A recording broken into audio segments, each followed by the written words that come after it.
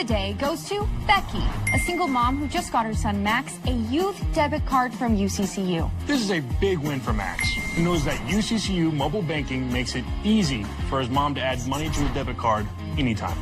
It's also a big win for Becky, who knows it also makes it easy to monitor her child's spending anytime. Final score, 1 happy son, 1 responsible mom. With the assist from UCCU.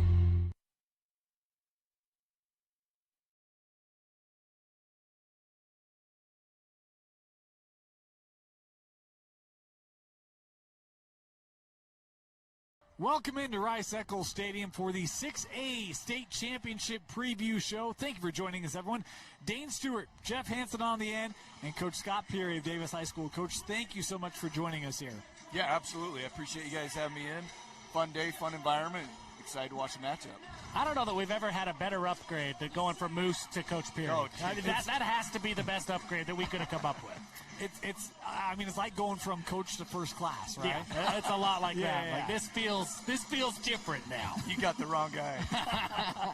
All right, hey, let's dive right into this one because look, this game, Corner Canyon, Lone Peak, 6A State Championship game, it feels very common for us, right? Like, we'll get to this in a little bit. There's a lot of familiarity with these two, not just because they've been in the same region consistently, but they've met in the playoffs a lot in a lot of different rounds.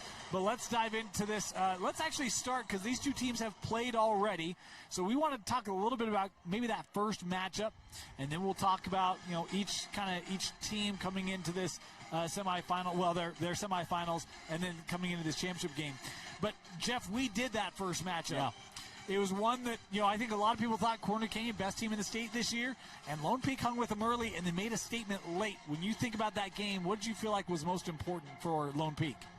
Lone Peak is able to go up against Corner with a sort of swagger and a sort of confidence that most other teams don't. I've talked a lot about letting the C's on the helmet beat you before the game even gets kicked off. Lone Peak doesn't let that happen with Corner. They've had enough success that I think of all of the teams in the state of Utah, they are the least intimidated by Corner. And you saw that when these two teams kicked off earlier in the year. From the opening kickoff, Lone Peak played with a kind of swagger that Corner Canyon doesn't see very often. And they were confident. They had a game plan that was going to rely on that run game. And boy, did they ever. Tate Barney was huge. Sean Tahi was huge in that game. And they just kept running the football. And then when the offense had a little bit of success early, the defense turned around and met that same intensity, and they went after Helaman Kasuga. They forced some turnovers. It was just a confident group. You and I, Dane, we talked about it, and even before the game, we said, maybe this is Corner's best team that they've had during this run over the last several years. And then throughout the duration of that game, it just sort of felt like, wow, like Lone Peak, this isn't a fluke. Like, this is a really darn good Lone Peak team. They don't care that this is the best Corner team. They don't care about who they're playing. They're going to go out and win. And that was exactly what happened. We're going to talk a little bit about, some of the performances in that game because it very unique when you look back, think back on that. Coach, I want to get your perspective because these two teams, they've met in the playoffs now. I don't remember what it is. I think it's 8 straight, or I think something 8 crazy. Of the last 9 years. These two have met in the playoffs. They've been in the same region a lot of those years. When you have such familiarity with the program, does that help you or does that hurt you in your preparation? Yeah, no, good question. Because you got to find ways. You got to window dress some things, whether it's formations, plays, disguise on coverages, defenses, fronts, and so there's with the familiarity, man. It just seems like Lone Peak just has a bit of a formula when they play Corner Canyon. There's like you said, there's no intimidation, and Lone Peak they bring that A game every time, and it's a great matchup. I mean, Lone Peak is an impressive 4-8 against Corner Canyon in program history. 4-8. That's not a lie. And the crazy thing is, that's the team in which Corner Canyon has lost to the most. 4 times. It's crazy. Like, that's nuts. And even then, they're 4-8. Crazy. Talk about that regular season game. Helaman Kasuga throws a rare 4 interceptions. It's been a long time since Coach Care's had a quarterback that's thrown 4 interceptions in a game. Have to go back a couple years for that to happen. Jeff, when you think about Helaman's performance from that night, was there anything that stood out to you in terms of why he maybe had so many interceptions in that game? I think things sped up for him. As Lone Peak was able to get into the backfield and they started to control that run game, and as the score started to do what it was doing as the game went on, it looked like Helaman was going fast, and he was overthrowing a lot. And if I go back and I think of those interceptions, a lot of them were on overthrows. He missed some guys that he normally hits. I think things just got really fast. And I don't know if that was because of an unfamiliar situation where you're in a dogfight and maybe you're trying to get it all back in one play. I don't know if it was the pressure. I don't know if it was a crazy Lone Peak environment. I mean, there's 100 things that it could have been, but it just felt like things sped up for Helaman Kasuga in a way that we've never seen from him from the time he was a freshman here at Rice-Eccles all the way to today. He doesn't speed up like that, and Lone Peak did a really good job of making him flustered. Coach, I know you were obviously busy on that Friday night, but in looking at that game, anything stand out to you in terms of what you saw from those two teams? Yeah, early on I saw Lone Peak get the Pua twins going pretty early. After that first turnover, Lone Peak took over on a 10-play drive, and the Pua boys were targeted 6 times. 5 of them they took on an end around or a catch, scored a touchdown, and then all of a sudden it turns into, okay, are we taking the Puas out? Are we going to go take Barney on this? And then I think it started to balance things out. So it opened things up right away for Lone Peak. So you got your hands full with those guys. And so to mix that in and blend that in early on, I think it helped Lone Peak quite a bit. It's actually one of the things that when I went back and watched this game that stood out to me a little bit. And I don't know if you guys saw the same thing or not, but as I was watching that, I felt like Lone Peak mixed in the run game a ton. And not just running the football, but it felt like 85% of their passes had a play action look to it. Either like a straight play action or an RPO look or something like that where you're trying to get those backers to step up a little bit and then able to kind of beat them between that second and third level and then take, kind of their opportunistic shots over the top. I thought it was a very well called game from Lone Peak. If you had kind of seen that on tape, are you making defensive adjustments if you're corner Kane saying, hey, we know they're not going to run it every time, and so I mean that's tricky, right? Because you don't want to have your backers be delayed in their reads, but yet it also felt like to me that it was trying to open up that 7 to 10 yard kind of mid-range passing game. Do you make any adjustments defensively off of that kind of tempo and rhythm Lone Peak is trying to establish in utilizing that run game both directly as well as through play action so much? Does that make sense? Yeah, absolutely. I mean, I think first off, the key to all that is Kepa, right? I mean, they got to go, okay, is it Tate? Does Kepa keep? And so you got to honor that. And then that game, they used a lot of motions with the Puas and the receivers, just kind of get off balance a little bit, and then Pua just settle down. I saw him make a lot of little read routes that were in that 7 to 8 range where the linebacker would spike, and then Pua would just wrap right around there. So yeah, it opened things up quite a bit by getting that zone read going and a little bit of play action going. It's not very often that corner lines up and it feels like there's a mismatch, like they're disadvantaged, right? And that's what the Pulas do. The Pulas are a mismatch for Lone Peak, and I agree with you, Coach. They got Jaron going early in that game, and then you could see everything had to be a little bit more on their heels for corner because he's getting over the top whenever he wants. And as soon as that happened, man, that's when that Lone Peak offensive line, they were fantastic in that game. And it really was the tackles and Galliai and Mulitalo. They were dominant. They controlled the line of scrimmage after that. And then you sort of felt like you just had Corner Canyon guessing a little bit. And I don't know if they'll be able to do that again. You've now shown what you've got. And I've seen a lot of Coach Care football over the years. I don't think he's going to get surprised now. And I think he's got a really good plan for how to account for the Pulas while maintaining that same level of aggression that Corner Canyon defense is used to. He'll have to, but let's dive into the semifinals because we had two very impressive showings in different ways in our 6A semi. We will start first with Lone Peak, and this was really the game Lone Peak Skyridge I was looking forward to. This was a rematch of a double overtime game from the regular season. Skyridge got that win, but this was a defensive battle in the semifinal, Jeff, and it was Lone Peak really making opportunistic plays and then really limiting a very high-powered Skyridge offense. Yeah, for me, the big thing there was the way that Lone Peak adjusted, because we saw that Skyridge game earlier in the season, and Skyridge just was able to go to the same well over and over and over again. And they got Tahi running, and Kadil Sweetwine was able to run, and Lone Peak didn't have an answer. They could not slow down that Skyridge rushing attack. totally different story in the semis, that Lone Peak had a much better defensive game plan. They were able to contain that RPO game.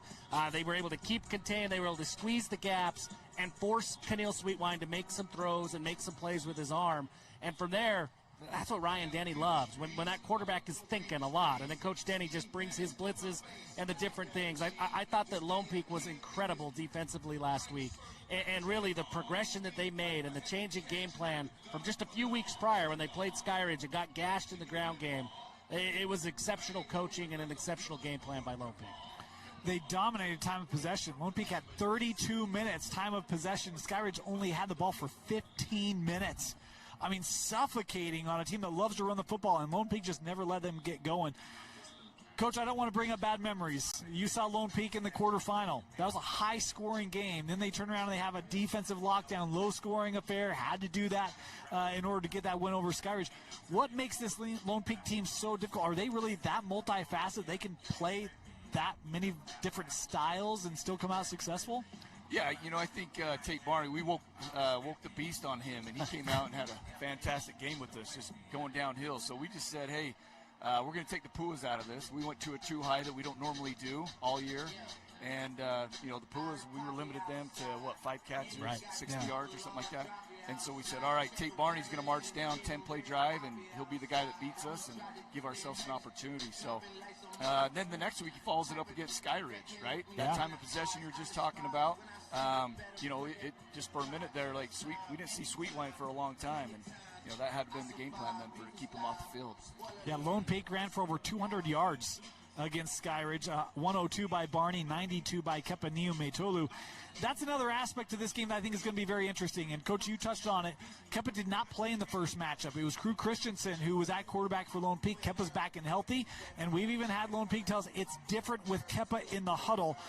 If you had kind of a quarterback where you're any position, quarterback obviously gets a lot of profile and a lot of notoriety, but when you had someone who was a key cog in an offense and they're maybe there for a second matchup than a first, does this kind of become, you can overcomplicate it a little bit, getting too tricky? If you're Lone Peak, how do you approach that where you've got a different starter today than you did when you played him 6 weeks ago?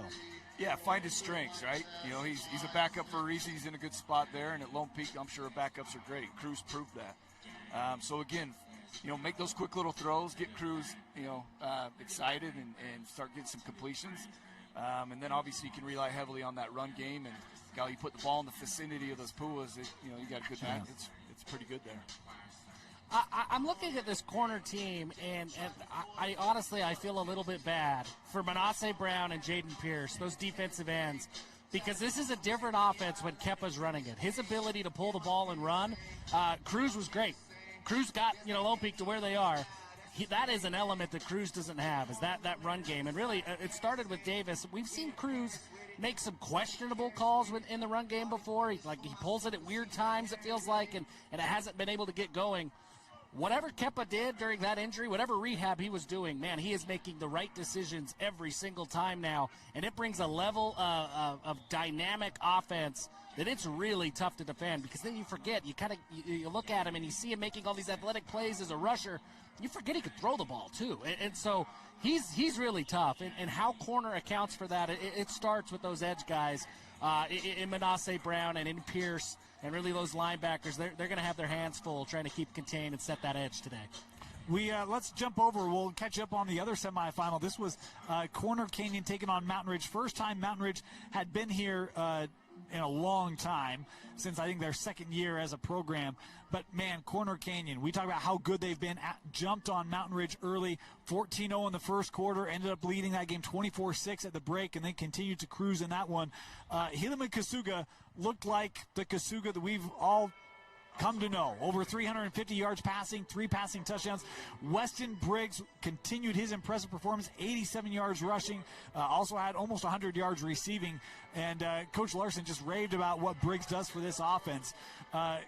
Coach, this Corner Canyon team, Coach Eric Kerr, they've dominated the top classification.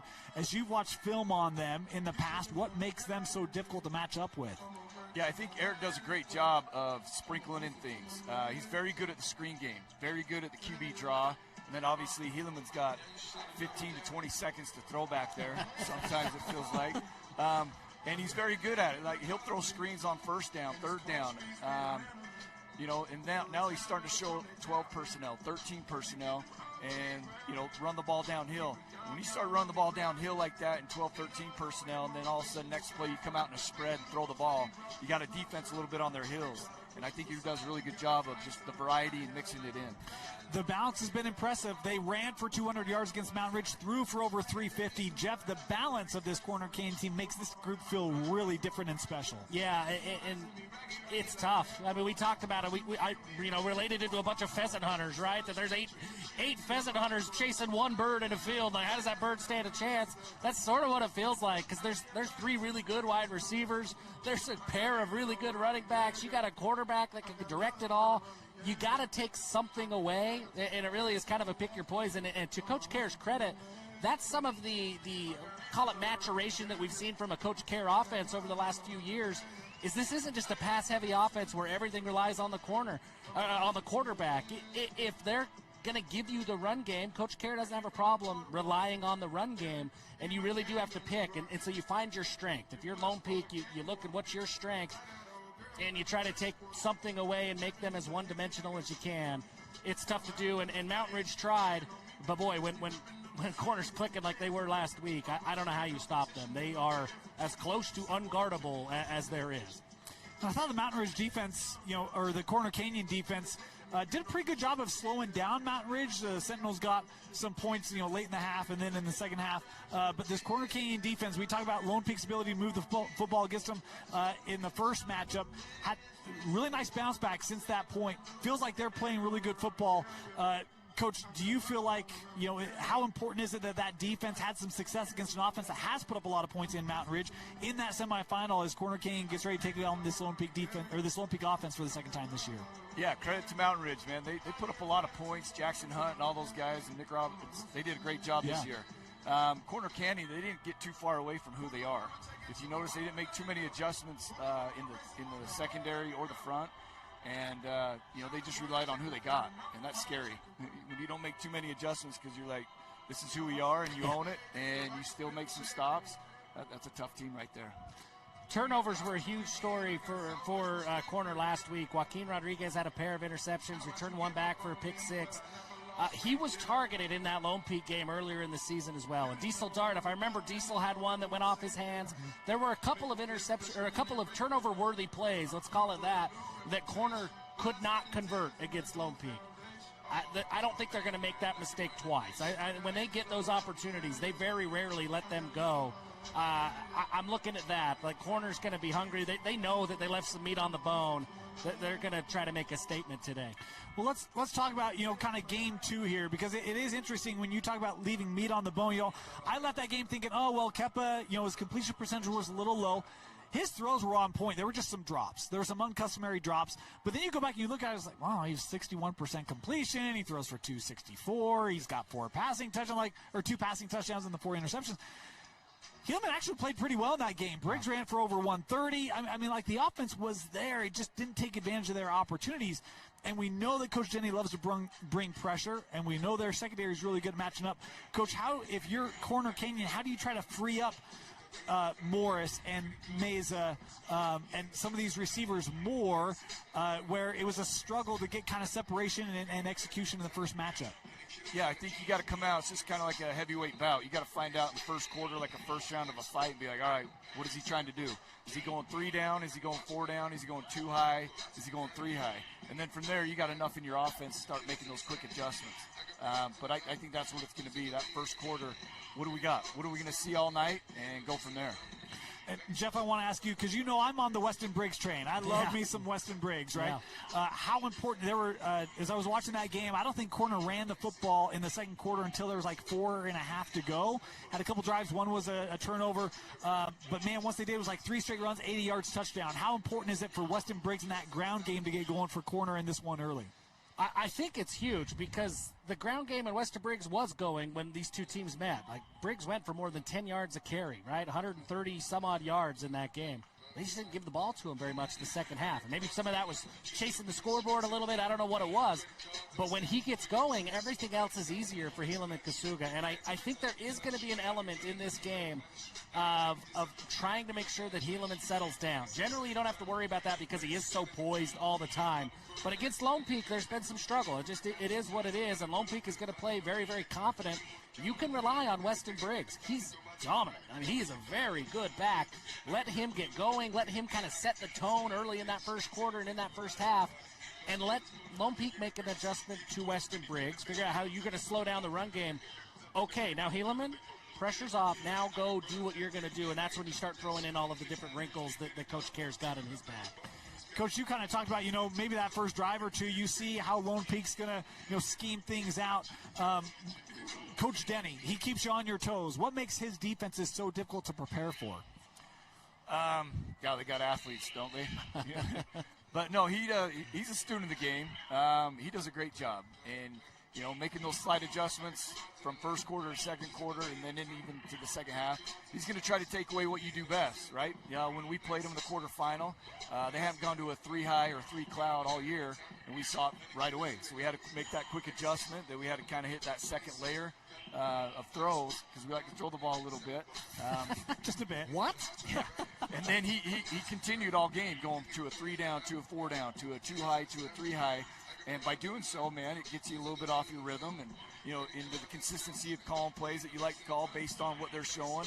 And so, mixing that up, I could see that a little bit this tonight with Briggs. Let's slow down Briggs for a minute, and the next thing you know, Kai Mays right there. Mm-hmm. So you got to have an answer for him. So maybe you see a little bit more of the Puas in the secondary, both Puas. All across the board, that secondary is very sharp. But maybe we see two of those Puas back there slowing down Kai Mays and company. So much of this is a chess match, right? I mean, because there was a game plan and a game already played, and you got pretty much the same cast. If you were Corner Canyon, are you expecting a similar look, or are you thinking, no, Denny's going to switch some things up and he's going to keep us on our toes? Like, what would you be expecting walking into this? Yeah, I think it'll just be their base coverage, base fronts from what they've been doing all year.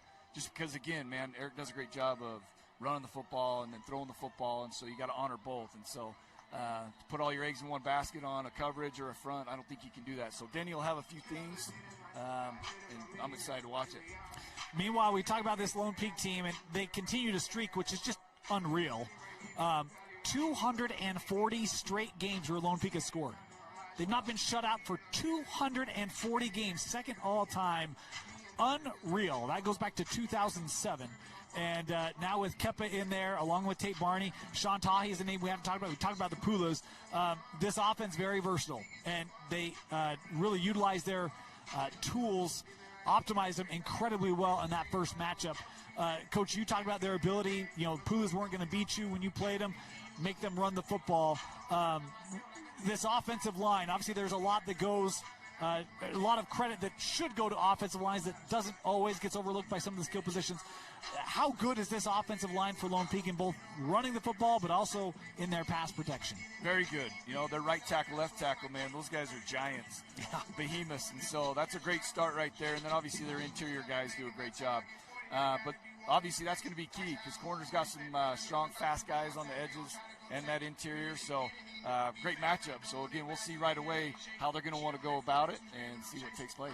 Corner runs a lot of three-man fronts on that D-line, which means your linebackers have to be free. They got to make the right reads. How important is linebacker play today for corner, Jeff? It's going to be huge. If you go back and you look at that first matchup, I don't think that the interior of the corner defensive line played very well. I think that's where Lone Peak really won, and they were able to get a lot of momentum on the ground game. That, to me, and that three-man front, that's the linebackers. You got to fit those gaps really quick, and you got to get tackles. You got to make tackles on first contact. You can't let broken plays happen, things like that. They've got to step up and play like they usually do, right? They didn't make it happen against Lone Peak, but they did in 12 other games this year. So you just sort of get back to expectations, call that an anomaly, and just get back to playing Corner Canyon football, and they're going to be okay. You see a lot more three-man fronts than when I was growing up. Coach, you're an offensive mind, right? I mean, you see the offensive end very, very well. When you look at a three-man front, how do you try to attack that as an offense? Yeah, we saw 3 down front quite a bit this year. We run a 3 down front, and, it can be so multiple, so dynamic because you can do so many different things with it. Running stunts, twists, and extra backers and rovers coming off the edge. So it can cause some complexity for the quarterback. If it's a little bit challenging for the coordinator at times, it's even more so for the quarterback because you got to be able to digest it, know what they're trying to do. But it's a good defense when ran well. Jeff, I want to get your thoughts. If your corner and knowing that Lone Peak put up some points last time defensively, you doing much different here today? I don't know. I think you're tempted to. I'm tempted to say yes, you're going to change it all up, but corner has just been corner for so long. I don't think they are going to veer too far from who they are. Coach Kerr does a great job of designing a game plan that works, but he tends to trust his guys to make the right plays, and that didn't happen against Lone Peak a few weeks ago, but it did the next week, and then the next week, and then the next week, and I just don't envision Coach Kerr getting too far outside of what Corner Canyon football has been for the last several years. I think he's going to say, let's get back to where we are, and I think that what we saw from that game is it did kind of reset this team. They're playing at a very different level than they were at the beginning of the year. They're just running through everybody. So I don't expect corner to do very many things that you don't expect corner to do. I think they trust their guys, they trust their game plan, and they trust their ability to execute. I don't think that they will get caught twice. I don't think they believe that's going to happen. Sorry, were you going to add something? No, to me, I think that was just a flop. It was an accidental, whatever you want to call it. It's not going to happen again. Tonight it's going to be a great game.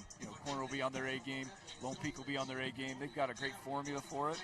But yeah, I expect a great game. We're going to take a quick break. We'll be right back with Keys and our picks. Don't go anywhere. The 6A pregame show continues after this. For the KSL in-depth, football has historically been a men's sport, but more and more we are seeing opportunities for women to play. Enter the Utah High School Girls Football Association, which will allow girls from 8th to 12th grade to play flag football.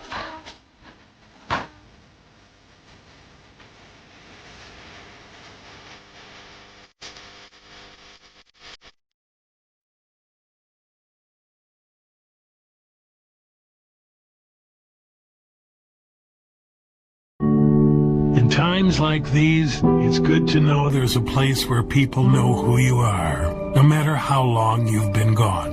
A place where the smells of home cooking are still in the air, where a simple wave warms your heart, and sharing stories with family, friends, and your community is just a way of life. Yes, in times like these, it's good to be home. Agraria Insurance Company, protecting what's important in life. Welcome back to the UCCU Saving Spotlight.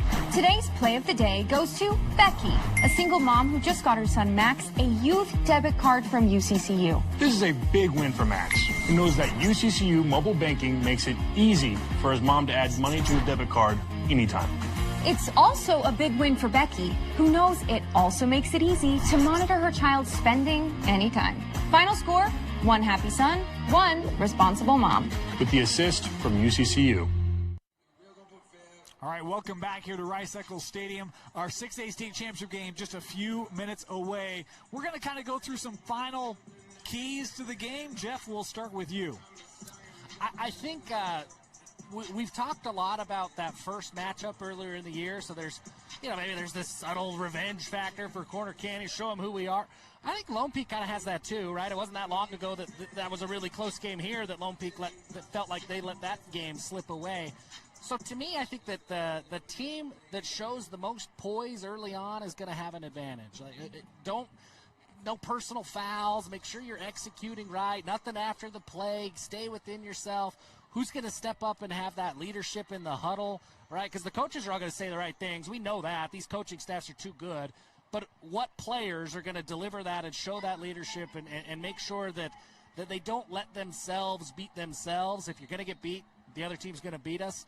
I think that mental component of the game, I think that's going to play a role here early on, because these are two teams that, because they are so familiar, and both of them sort of have that, hey, we're not going to let that happen again mentality. Sometimes that you get outside yourself a little bit, and that's when you try to make too many plays, or you you miss your assignment because you're trying to play hero ball a little bit, or something happens after the whistle and you pick up a 15.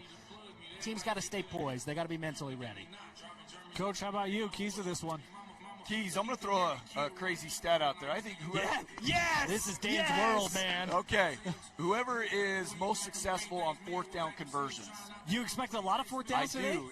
It's win or go home. So I think there's going to be a lot of fourth downs that it's one of those. Do we punt? Do we go for it? And I think teams are going for it. And I think it comes down to that. I think that's a big stat today is fourth down conversions. So we'll see who converts the most on that, see if that's a key. Another one is I think a timely trick play will be huge. It can swing some momentum. If we're in a dogfight of a 10-7 game like last week with Skyridge Lone Peak, is it a trick play that all of a sudden is dialed up and swings the momentum and gets an 80-yard play or a touchdown or breaks the momentum? But I could see that being big. And the last thing is I would just say with Denny and Gardner, who out of those two can get 2 stops in each of the 2 halves? In the first half, can you get 2 stops? Because you think about it in a football game, on average, it's 8 to 10 possessions a game per team. And if you stop them twice in each half, that's 4 possessions. And now you limit them to that 28-point range roughly. And if that's the case, man, if you get 2 stops, I think that could be the winner as well. I think that's a big stat, could be a big outcome. In a game like this, when you talk about win or go home, right, it's the last game of the year for both teams, right? One's going to be happy, one's not. Is there a certain – you talk about you expect a lot of fourth down attempts. Is there a certain, like, are you talking 4th and short? Like anything under 4th and 3, you expect them to go? And I know, like, yeah, it's a one-possession game, 4th quarter, 4th and 7, you're going to go for it, right? But through the first 3 quarters, is there a certain distance where you're like, I'd expect this is kind of the distance, the distance to go where they would say, yeah, we're going for it on 4th? I could see them going even on their own 30. If it's a 4th and 1, these two are powerhouses that can line it up and go downhill. This is like Bill Belichick type stuff here, huh? I'd be going for it now. We're burning the ships, man. And so that's how it's going to be. I think on 4th and 1, you go for it. Even if you're on your own 30, 40, I think you could see some of that today. Yeah, obviously 4th and 5, 4th and 7, sure, depending on where you're at. Yeah, you got to be smart, punt the football, but you get 3 or 4 of those 4th and shorts, you're going.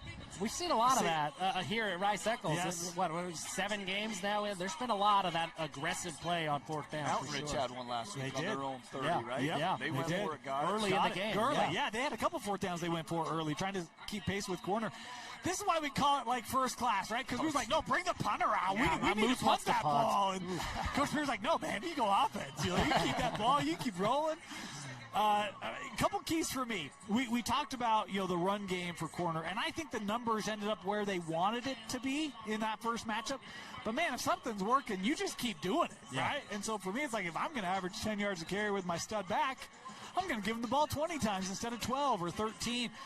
There were drives where they went 5 wide the entire drive, speaking of corner. And I think mixing that up and keeping that in proportion over the course of the game, I think is really important. Not let that Lone Peak defense get settled on just bringing 3 or 4 and dropping 7 or 8. I think that'll be really key for Corner Canyon.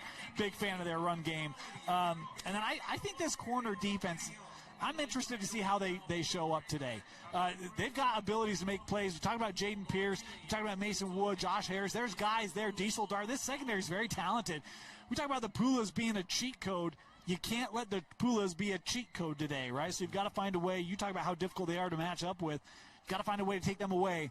And that's a lot easier said than done. So those are 2 things for me. Very interested in the Corner Canyon run game and that consistency over the game. Not letting yourself go a drive or 2 without getting Briggs and company involved. And then that defense, especially the secondary. Picks. Jeff, it's time. Who you got? Look, these 2 teams know each other really, really, really well. And so who's going to be able to surprise the other team just enough? I know my kids pretty well. We talk about Dax a lot as a duo on our broadcast. Yeah. We're going to talk about Bodie for a minute. Okay. Bodie's a little different kid. Bodie's got to be told what to do a little bit more than Dax does. And so I feel like I know what I'm going to get with Bodie. And there was a time once, he was a little smaller, but I'm used to having to tell Bodie what to do in order to, get him to clean or whatever it is. Well, I walked in, and for the first time, Bodie kind of took it upon himself that I'm going to clean. So he went outside, he got the hose, he brought it in the house, and started cleaning the inside of my living room with the garden hose. That surprised me. I think that which team finds a little bit of a surprise. And I look at Coach Kerr when he gets kind of down and when his back is against the wall, he is creative. You kind of forget about it sometimes. I think that Corner Canyon's going to surprise Lone Peak just enough that they're going to pick up a win. I think this game's going to be close. I don't think this is going to be a blowout. I think this is a close game, but I think very similar to last year, Corner makes enough plays late that they come away with a win. Okay, there you go. Jeff's on corner, Coach. You want to make a pick? Sure. Yeah. Lone Peak, since Kepa's returned, they found their stride defensively and offensively. It's there. To put in a good game, to go win a game today, it's there. With Corner Canyon, you got to respect who's on top, who's been there and consistently been doing it. We can all probably agree they had a little flop in that the regular season matchup. But I think when push comes to shove today, I think Corner Canyon's just a little too much, and they come out on top. I think this Lone Peak team has been really strong, and I like them with Kepa. He adds a different dimension to this offense I think is going to be tricky. I think bringing him in, he played well last year in this state championship game as well, maybe one of his better games of the year. I expect him to play really well today for Lone Peak. But there's a saying I love to use: don't poke the bear. You don't poke the bear. And when you beat Corner in the regular season, you're poking the bear. I think this team comes out really locked in, really focused. I think they're going to have a really, really good game today. But I don't know. I think this is a stall, Coach. We've seen this move before. No, Jeff. Now you're just making stuff up. Yeah. I'm going to roll with Lone Peak in this one. I think the defense extremely opportunistic last time. I thought they did a great job of forcing pressure on Kasuga. He's not been used to that. I think they find ways to get home with their front, allow that secondary to make plays. And I think the ability to run the football with Barney and Tua. We did not talk about Sean very much in this game, but that is a great 1-2 punch for Lone Peak. And Kepa, his ability to throw the football and run it. I think this offense is going to look different for this Corner defense, and I think there's going to be enough wrinkles in there, both offensively and defensively. I'll go Lone Peak close. We know Dusty would pick Corner, so we got a couple on Corner. I'll take Lone Peak here. If I was going to sit here in this chair, Dusty's chair, and pick against You Corner, gotta that'd be pick crazy. Corner, right? We You all gotta knew where pick that Corner. was going. We had the false alarm of the national anthem here in the stadium. We got just another couple of minutes here before we wrap things up. Jeff, I asked you to give a pregame speech this morning. Oh, yeah. In our 5A. Put me on the Or spot. our 4A. Uh-huh. Give us a You pregame gotta- locker room. You got to assign me a team, right? You want to pick one? No. You pick Corner. You want You're want right. to do a pregame for Corner? I think if I'm Corner, I'm going into that locker room, and I'm saying, hey, guys, we are supposed to be here. We have earned the right to be here. We work hard. Everything's got to go through us. Everything's got to go through us. We will win the line of scrimmage. We don't lose the line of scrimmage. Let's go win the line of scrimmage. Get those one-on-one battles. Stay within your head. And we're going to come out on top. It's an expectation. This is what Corner Canyon football does. Rice-Eccles is our second home field. We're going to be okay.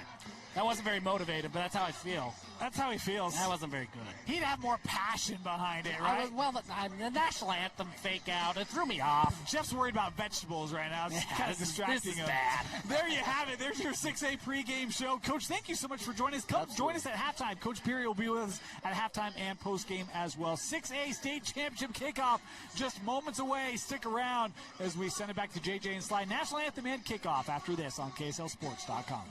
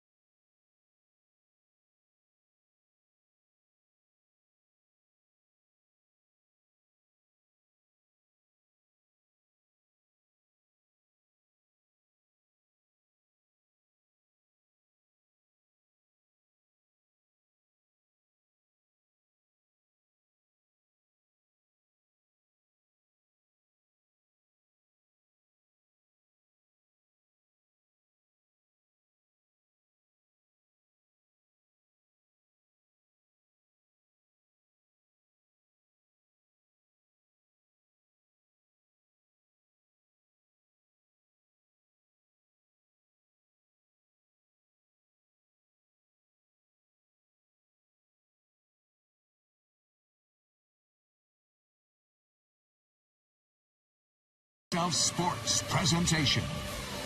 Game Night Live kicks off now. Sponsored by UCCU. Welcome to Rice-Eccles Stadium on the campus of the University of Utah. And once again, in a state championship, Lone Peak versus Corner Canyon. The latest chapter in this rivalry will be written this afternoon, and this time the winner of that game will take home a trophy. Jeremiah Jensen, Steven Sylvester with you. We've looked forward to this all season long. 6A is so great in Utah, and today we get great on great. Oh, yeah, absolutely incredible. Only words I got to say is, are you ready? Right? This game is going to be absolutely terrific. The only team to be able to take down Corner Canyon is Lone Peak. But today, I think this game is going to be surmised by, can Lone Peak devise an offensive game plan to take advantage of all the stars and skill players that they have on their team? If they can attack and keep Corner Canyon on their heels, this is going to be an outstanding football game. The technically sound, well-coached Corner Canyon football team and the prolific stars of Lone Peak. This is going to be absolutely awesome. Can't wait to see this matchup today. Corner Canyon seeking to three-peat as state champs. But to do so, they got to beat the only team that beat them this season. Let's go down to Kayla Kiesel on the sideline with more on the previous matchup this season between these two rivals. Yeah, Corner Canyon, known for its explosive offense and relentless pace, is back in familiar territory, looking to add yet another trophy to an already dominant era. As we know, Lone Peak is the only team to beat the Chargers this season. Lone Peak comes into this game with that unique confidence, knowing they are the only team that have beaten Corner Canyon. They've already seen what it takes. They've already executed under the pressure, and they enter today knowing they can match Corner Canyon's speed with their own discipline and physicality. We know these teams are about to go toe-to-toe and bring the heat in every aspect.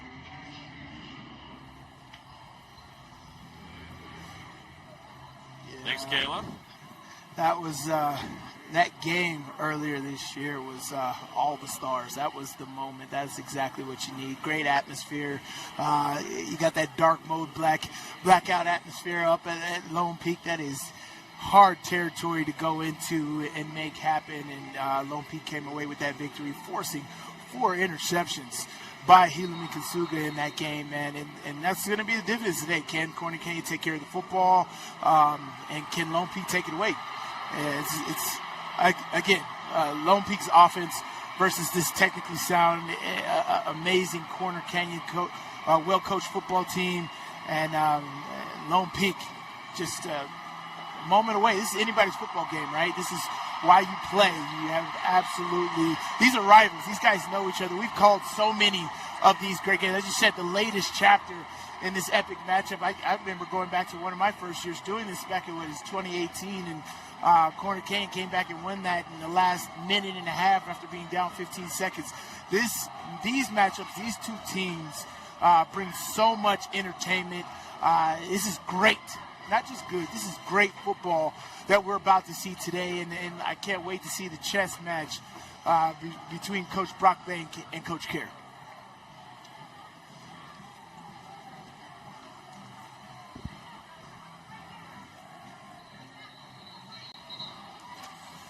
Woo-wee. Corner Canyon gets to start on offense first. Lone Peak won the coin toss deferred. Wait for the second half, so Lone Peak will be on defense first. Again, we're starting up telling this narrative of a football game, right? And story and who's going to control what, who's going to take advantage of what possessions, how is Lone Peak defense going to handle Corner Canyon's offense coming out and start. We saw the amazing game by Kai Mesa last week, and can Lone Peak control him? Can they keep him bottled up? He's Mr. Everything. A lot of different positions, and they get him the ball in a lot of different capacities. Very excited to see how Corner Canyon is going to devise up an offensive game plan to take advantage and take control of this football game. Lone Peak has the Pula brothers, Kepanime Tolu at quarterback, a tenacious defense. This Lone Peak team beat Corner Canyon by 21 points earlier this season. Can they do it again? We're about to find out on the turf of Rice-Eccles Stadium. We are underway in this 6A state championship game. No return. It's a touchback, and Corner Canyon will start this game at their own 20-yard line.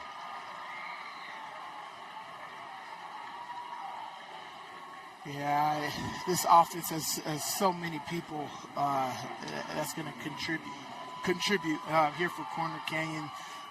Starting at the quarterback position, Helaman Kasuga, we know how great he is. And then you go into the backfield with Weston Briggs and Kai Mesa and all these different skill players they have on this football team. Go to the bubble screen to start things off, and it's a first down. And we've talked about Zay Morris, the transfer from Roy, having a big impact for the Chargers in the second half of the season, especially in the playoffs. Yeah, and here Corner Canyon goes up-tempo. Zay Morris understanding that he had to take a kind of suspension. He's not able to play the full season because of the transfer rules. Willing to take that risk so he could be here in the state championship game with Corner Canyon. And there he is again, another pass to Morris. This one will put Corner Canyon at their own 38-yard line. Second down and 3. Gain of 7.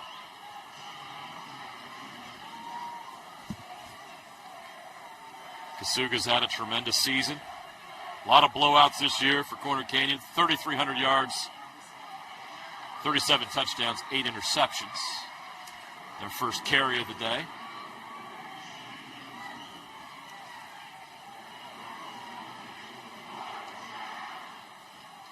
Yeah, I see this game plan as a no-huddle offense and calling the plays from the line of scrimmage. Oh, a rare slippage for Weston Briggs right there. The turf monster strikes again. Yeah, he's normally very sure-footed in that. And in this top-tier matchup, there's going to be a lot of key plays and how you keep drives going and ability to come back from adversity. QB keep here. Helaman Kasuga on the run. Brought down at the 49-yard line. They'll give him midfield on the carry, so it'll be third down and short. It's a great job. It kind of saw this last week, and them being able to take advantage of edges, right? That right side of the offensive line, the push that they had on that, oh my gosh. You could understand why they wanted to run QB keep over there. We understand how dangerous Wildcat is, but at the QB run game, if you're able to be effective at that, that is a huge plus for your football team. Weston Briggs gets the first down with ease. That front for Corner Canyon, you're not going to find a better offensive line in the country, in my opinion. They're pretty stacked with talent, as they usually are. That Lone Peak front will try to match their physicality today. We've already got a player nicked up.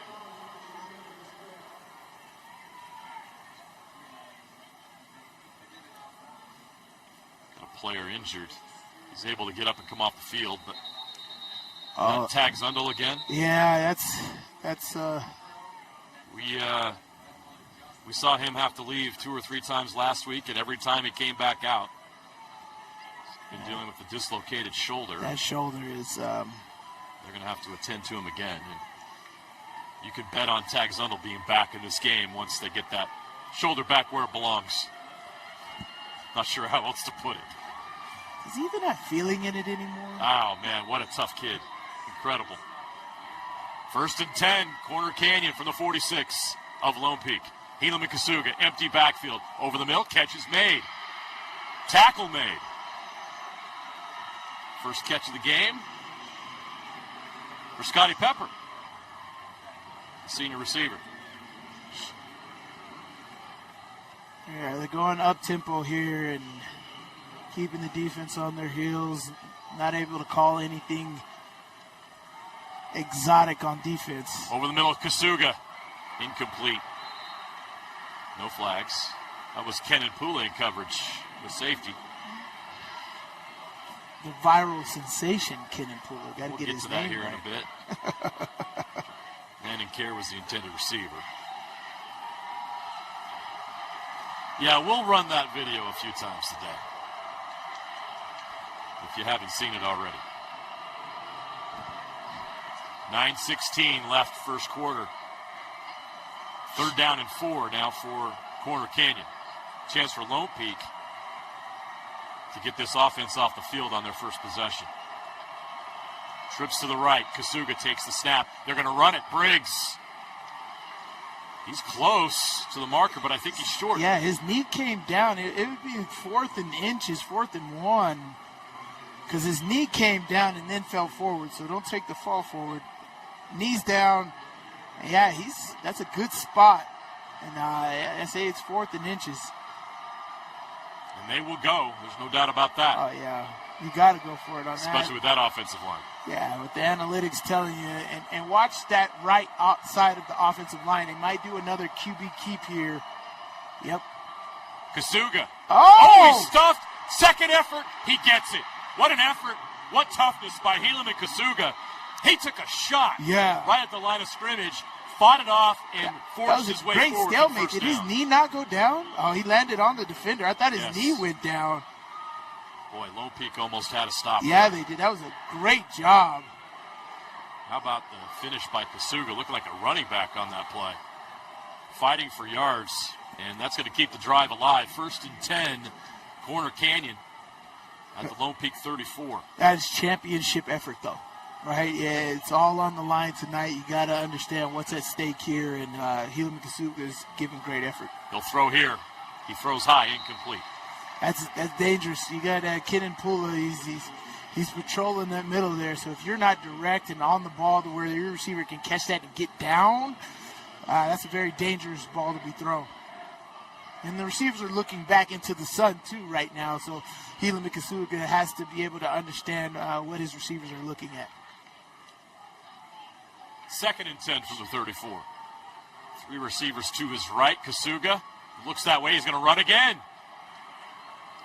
Stop to the 30-yard line. So a gain of 4. Another 3rd down coming up for Corner Canyon.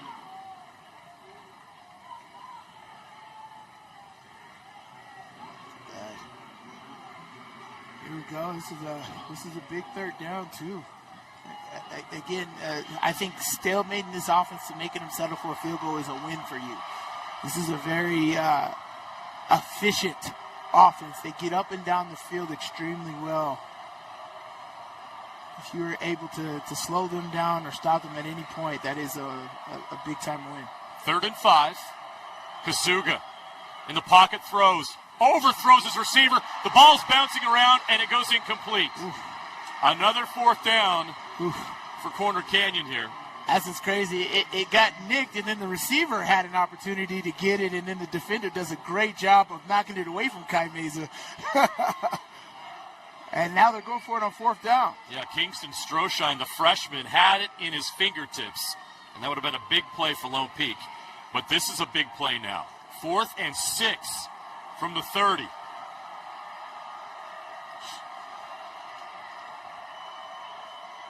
Play clock down to 5. They're going to go. Kasuga. Blitz comes. Avoids the rush. Throws. Open. Caught! Inside the 5. Incredible. Weston Briggs, I think, was the receiver on that play. Harmon just jumped too early. The DB for Lone Peak jumps too early, mistimes this. But you got to get the quarterback right there. Oh, amazing job. Sorry, that was Weston Briggs was in the area. Kai Meza. That was Kai Meza with the catch. Kai Meza. 1st and goal from the 2. Full house backfield here. Briggs. Fighting to the goal line. Is he in? No, they're going to mark short. him just short. And you can tell where they like to run. The right side of this offensive line, it just gets a surge like no other. Lone Peak right there, great job. I'm sure they're going to run the same play here, just off to the left side now. Briggs again. This time he's into the end zone for the touchdown. The Chargers strike first in this 6A state championship game. And that was the 4th down that Lone Peak needed. They needed to get off the field in that moment there, but Corner Canyon with some juice. Helaman Kasuga driving down the field and handing off to Weston Briggs. No messing around the goal line. You get into the end zone, that's exactly what they do there. the extra point attempt.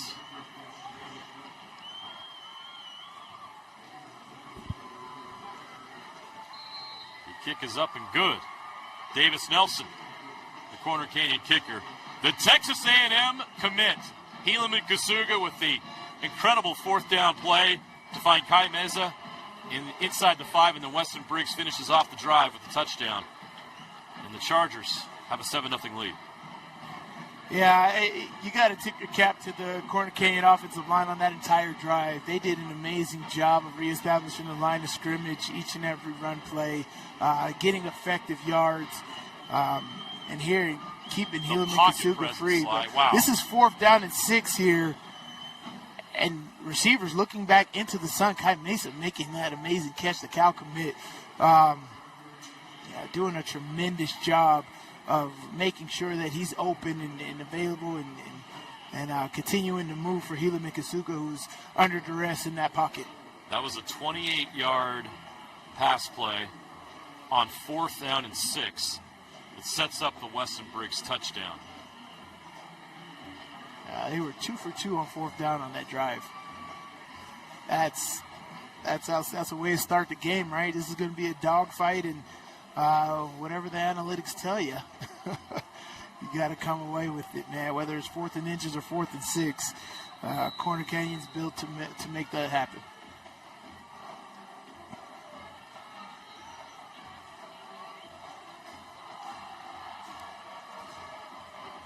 You know, normally you get into matchups like this and you got to see, and the storyline is more like which defense is going to come up and make a play, right? Defense is going to have to make a play, but that, of course, is going to be the story in here. But for me, it's more this Lone Peak offense can be extremely dynamic if it wants to be. We saw it at last week. We saw it earlier in the season in Bishop Gorman.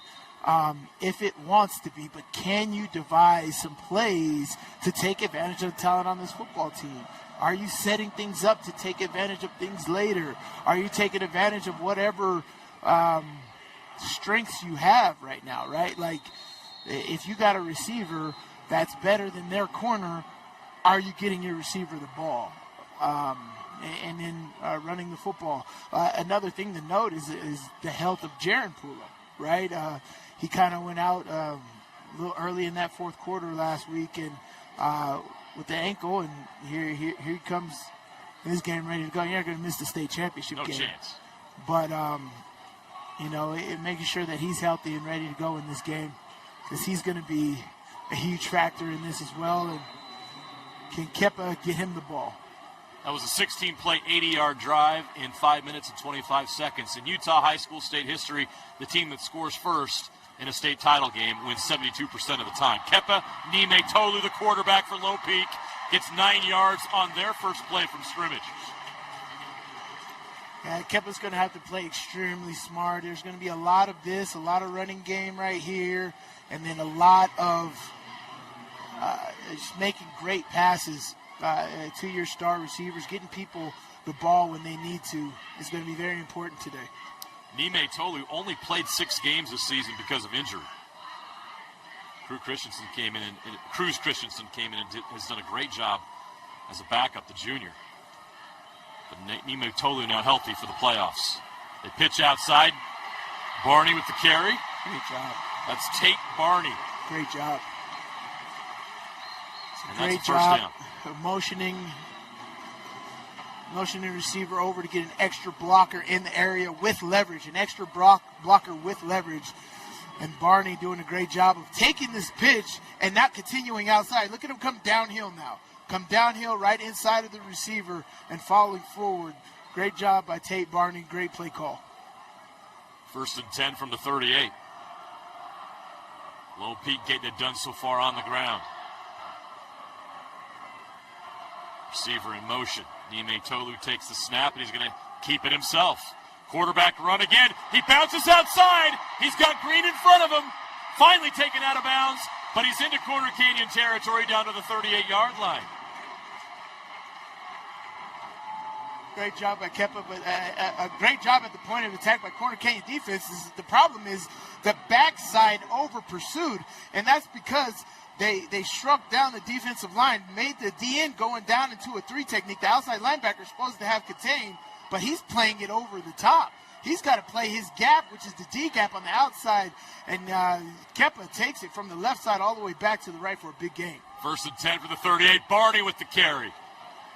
Boy, there's a lot of physicality out there. You love trench play. Yeah. This game is for you. Oh, yeah. Big offensive lines on both sides of the football. Big-time playmakers on both sides of the football. As we said, are you ready? Today is going to be all the stars. It's going to be an amazing game, and it's going to come down to the finish. Coming up on 4 minutes left to play in the first quarter.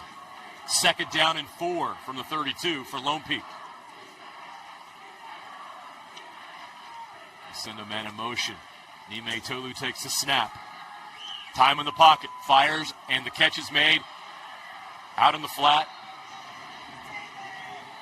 Sean Tahi with the catch.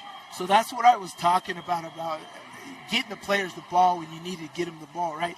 Like, that guy was open. He didn't force it to a different guy. You got to take what the defense is giving you. They're giving you the flat. Take that. Let your athletes, Tahi, get the yards after catch, yards after contact, and that's a very safe play. Great decision by Kepa going through the progression. He was looking for Ledger Holmes on a little sit-down route. They had it covered. Come back to your check-down route. Make it 3rd down and 1.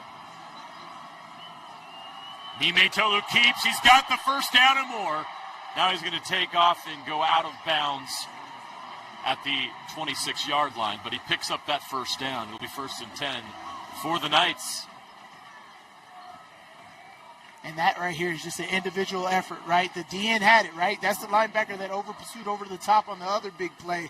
He had him there dead to rights, but Kepa does a great job of setting him up to the strong side, making him over-commit, cutting it back like an NBA crossover. Great job, Kepa, at picking up that first down. 1st and 10 from the 26.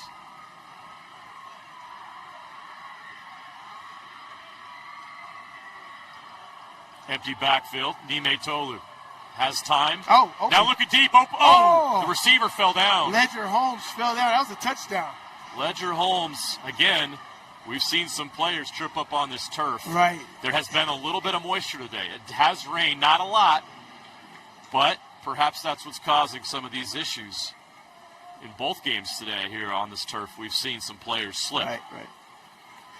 That was a great job right there. That wasn't the original play call, but, when the quarterback is scrambling in the pocket, you adjust as a receiver. Ledger Holmes says the end zone open, adjusts up, but he slips and falls, or else that would have been 6. 2nd and 10. Jared Pula in motion. Nime Tolu pitches outside. Little trouble grabbing it, but finally has it. And Barney's going to ping-pong his way out to the sideline on the Corner Canyon side for a gain of about 4.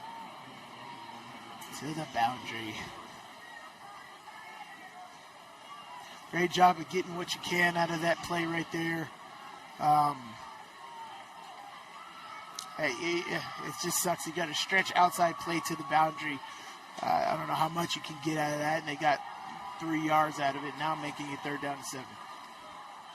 Key play here for both teams. Lone Peak trying to keep pace with Corner Canyon.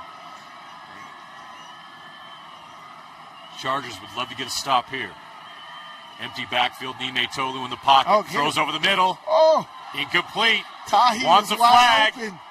He's not going to get it.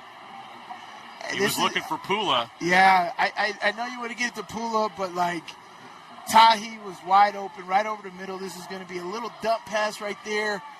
You got double coverage with a safety over the top. You don't want to force that. Tahi was open to the point to where you get him the football, he's turning that up, and that's 1st and goal inside the 5-yard line. Now it's 4th down, and you got to decide, do I kick it? What do I do here? They will. And they'll kick it. They got 8 seconds to get on operation time. 3, 2, 1. They get it off. Jake Barker, the kick, 40 yards for 3 points, and he's got it. The Knights are on the board. Not the touchdown they wanted, but they do come away with points on their first offensive possession. Yep. Just in the nick of time. Yeah, good operation time of snap. Honestly, most of that stuff is the long snapper, the holder, the kicker, who work together all the time. So that's good, and then everybody else is just falling into position there because I don't even think Corner Canyon was ready for all of that. But they got 3 points, right? So it's not 0. You got something out of it. You do get the ball at halftime, so there's your other possession there. But great job by Corner Canyon in standing up deep on their side of the field and forcing Lone Peak to take a field goal after they seemingly were marching down the field. We'll take a quick break. Corner Canyon leads Lone Peak 7-3 in this 6A state championship game. One of those long days working on your feet? Turn your aching feet to happy feet at Salt Lake Running Company. Our award-winning trained staff will provide a custom shoe fitting that will help you find the shoes, inserts, and socks that will make your workday the best it can be. Locally owned and operated for 30 years, SLRC offers rewards, training groups, races, and free community events. Visit us in-store or online today at slrc.com. Your work feet and workout life will get a boost. Welcome back to the UCCU Savings Spotlight. Today's play of the day goes to Becky, a single mom who just got her son Max a youth debit card from UCCU. This is a big win for Max, who knows that UCCU mobile banking makes it easy for his mom to add money to his debit card anytime. It's also a big win for Becky, who knows it also makes it easy to monitor her child's spending anytime. Final score, 1 happy son, 1 responsible mom. With the assist from UCCU. Want to supercharge your savings? Right now, UCCU is offering short-term savings options with incredibly high yields. Plus, UCCU makes it easy to transfer money from other financial institutions. Just visit UCCU.com and supercharge your savings.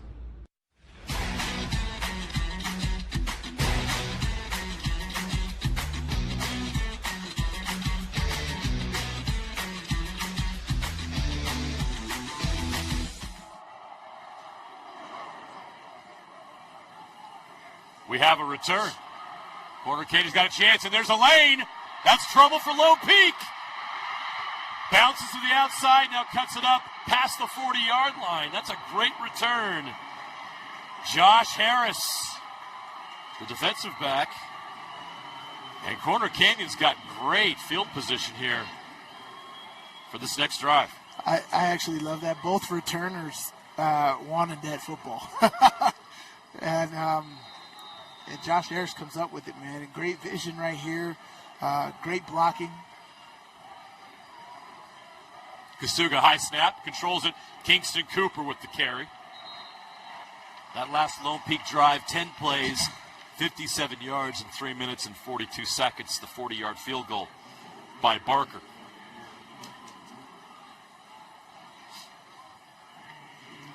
Two and a half minutes left in this first quarter. 7-3, Corner Canyon leads. It'll be 2nd down and 8 from the 43-yard line. Another run, Cooper swallowed up. That defense was ready. Tag Zundel's back in the game. He was in on that play, as was number 22. Was there ever a doubt? Cooper Stosich. There was never a doubt. 3 guarantees in life: death, taxes, and Tag Zundel coming back into a football game. After dislocating his shoulder. That senior wants to make his mark. 3rd down and 6 for Corner Canyon. The pocket is there. The throw is not. It's short. Flag on the play. We do have a flag. Let's see what the call is. I have a legal shift or a legal formation here on the offense. Helaman's mad at himself. He knows he missed. That's not up to his standard. Let's see what the call is.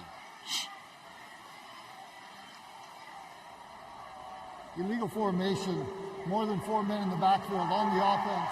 That penalty is declined. 4th down. There you go. The penalty is declined. It brings up 4th down and 6 from the 45.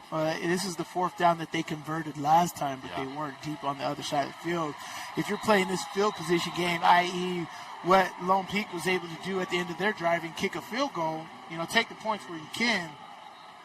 But here you have an opportunity of being able to pin Lone Peak back deep, even if you get a nice roll Punt is away, high but short. Corner. Into the sun. Takes a huge Corner Canyon bounce and rolls what you want. all the way inside the 10-yard line, down to the 8. Yeah. That could not have gone better for Corner Canyon. No. But Lone Peak is thrilled to have their offense off the field. And now the Knights have a chance to take a lead on this drive. Right. Terrific job on defense at stopping Corner Canyon after that. How many teams get 3 and outs against Corner Canyon? Not many. And but I think Corner Canyon understands what type of game this is going to be. It's going to be a dogfight, and they got to put forth their best effort. It's not going to be as easy as it is. This is a 6A state championship. This is exactly what everybody in this stadium is wanting to see.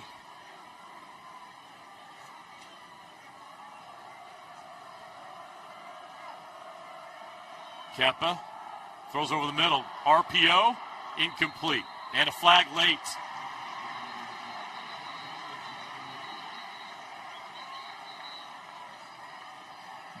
Called Diesel Dart on a defenseless receiver. I didn't think there's a major emphasis on that, yeah, as we learned last week. Yes, we did. I didn't think the thing was egregious, but personal foul. 15 yards from the previous spot results in a first down. You're going to go with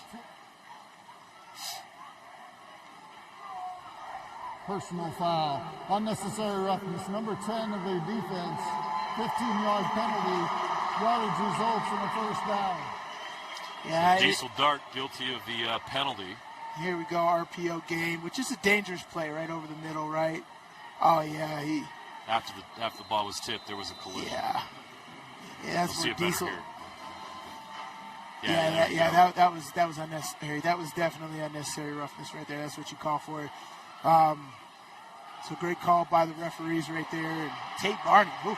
Tate Barney with a run, not a first down, but close. And as you said, JJ, that is a point of emphasis, right? These referees are definitely looking out for that. And if Diesel Dart wants to make the receiver feel him on that, you hit him, but you wrap him up and you give a nice little squeeze. Give him a hug. Old slide technique. Right Show him you love him. You hit him hard, nice squeeze, but you keep him up off the ground, and you accomplish both what you wanted to do and you don't get a penalty. 2nd and 1 from the 32. Nime Tolu will keep up the middle. Looks like he's got enough to move the chains. Yeah. Got the job done there. He got what he needed right there, which is good. 2nd down, they run that RPO game. Corner Canyon took it away, and Keppa does a great job of not forcing the issue here, and just knowing that I have to get that yard and I can't lose yards. That would be killer if he was able to lose yards and making it 3rd down and 3 instead of falling forward, getting the first down, and now you got 1st down and 10 from your own 34. Lone Peak's averaging 8 yards per rush right now. The run game is getting it done for the Knights. That was the key to their win over Davis in the quarterfinals. Tate Barney still going. Barney trying to get to the outside. Gets to the marker. That should be a first down. And you got to commend the Lone Peak for putting together a good game plan here. You've seen this last week and how effective Corner Canyon is with just a 3-down front, which means that they have an outside linebacker come down on either side to try to decide who's going to be that 4th down lineman. And they're playing off. That outside linebacker's playing off. He's not on the line of scrimmage. So when you engage him, you're engaging him downfield already reestablishing the line of scrimmage, and Lone Peak's just taking full advantage of it. That is the end of the first quarter. And a fun first quarter it was. Corner Canyon leads Lone Peak 7-3, but the Knights are on the move. We've got 2nd quarter action next on Game Night Live in the 6A State Championship game. Welcome back to the UCCU Savings Spotlight. Today's play of the day goes to Becky, a single mom who just got her son Max a youth debit card from UCCU. This is a big win for Max, who knows that UCCU mobile banking makes it easy for his mom to add money to a debit card anytime. It's also a big win for Becky, who knows it also makes it easy to monitor her child's spending anytime. Final score, 1 happy son, 1 responsible mom. With the assist from UCCU. With affordable GLP-1 medication from Direct Meds, I've lost weight but gained lots of attention. From old college boyfriends, hi, to young college boys. Oh, honey. And my husband's obsessed. She loves to make me jealous.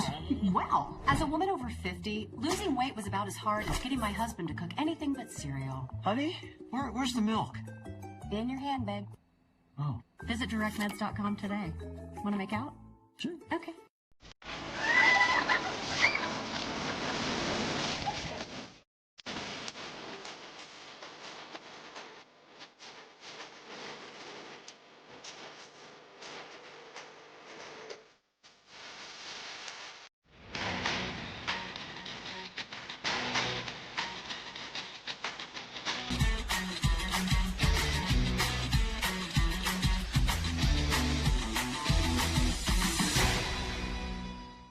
Want to supercharge your savings?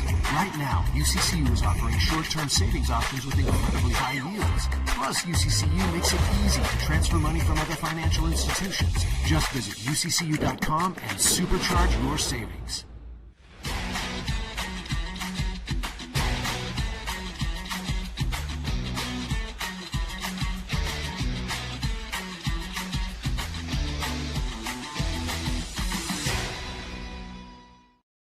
Bucket list hikes, local races, challenging adventures, that one goal that means so much to you. Salt Lake Running Company has the gear and expert advice you need to start and finish strong. You'll be crushing that goal before you know it. With our trained and knowledgeable staff, an award-winning custom shoe fit process, and the head-to-toe products you need, SLRC will gear you up for your goal.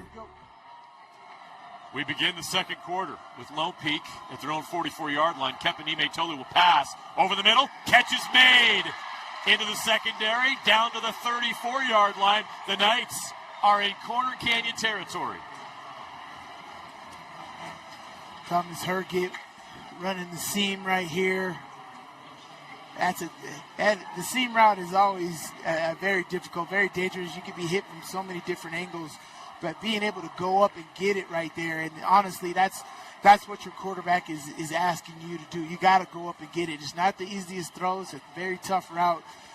But Herget does a great job of going up and getting that football. A 22-yard gain. The catch made by Thomas Herget.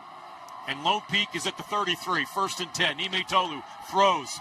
Catch is made on the outside. Broken tackle. Ledger Holmes down to the 20-yard line.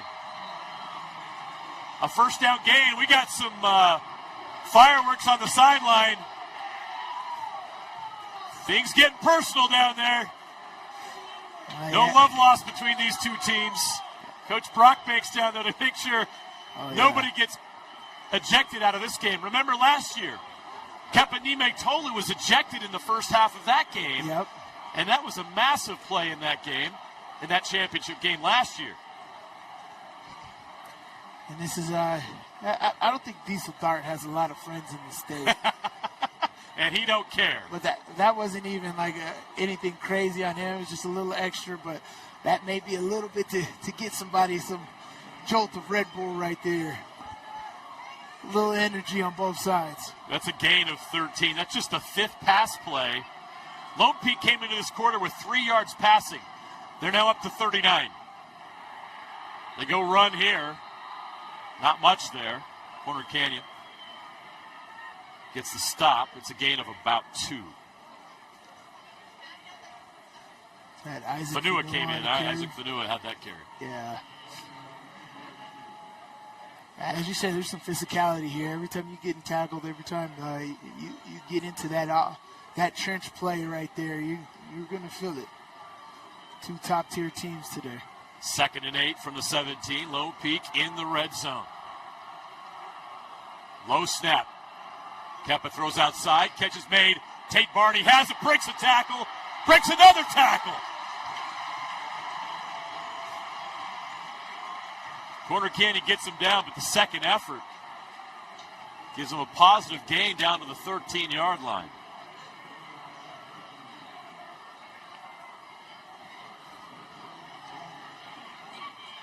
Barney's a load. 210-pound running back. Takes a village to bring him down.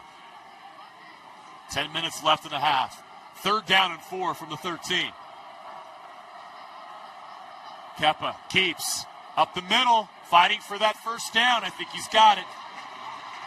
Inside the 10, down to the 8. It'll be 1st and goal from the 8-yard line.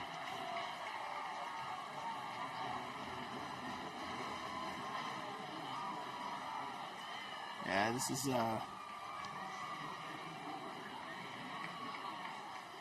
be interesting how they handle this goal line situation. You have these prolific receivers, and you're running the ball effectively, right? 82 yards rushing on the day, and so that's going to make Corner Canyon stack the box.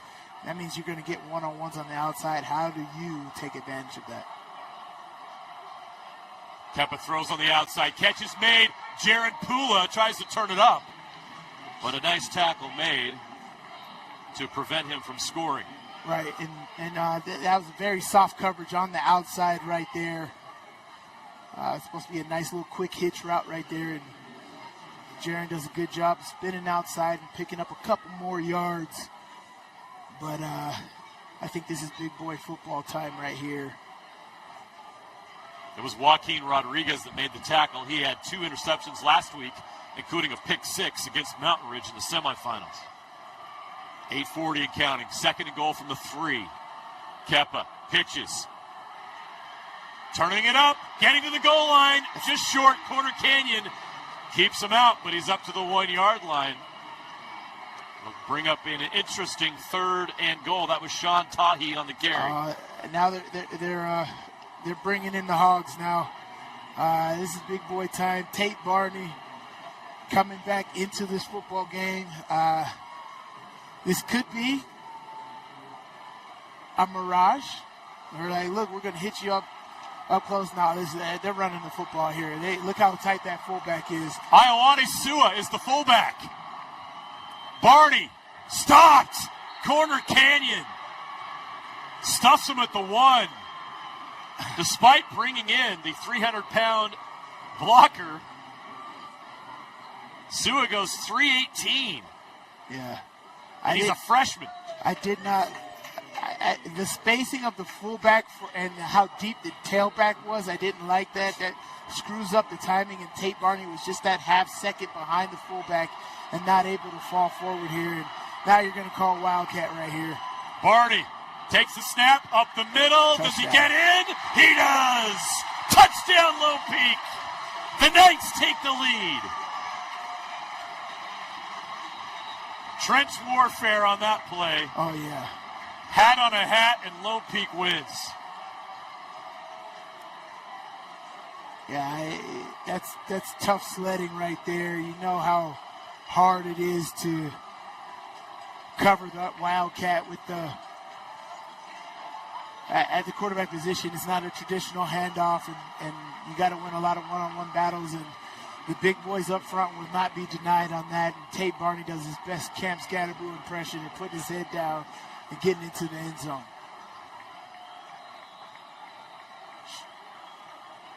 Jake Barker, the extra point. It is good. And the Lone Peak Knights have taken a 10-7 lead with 7:20 left to play in the half. Great job. Just get right on your fullback's butt and get all the way into the end zone. Yeah, got helmets popping off, all kinds of stuff going on down there. It's tough sledding down there.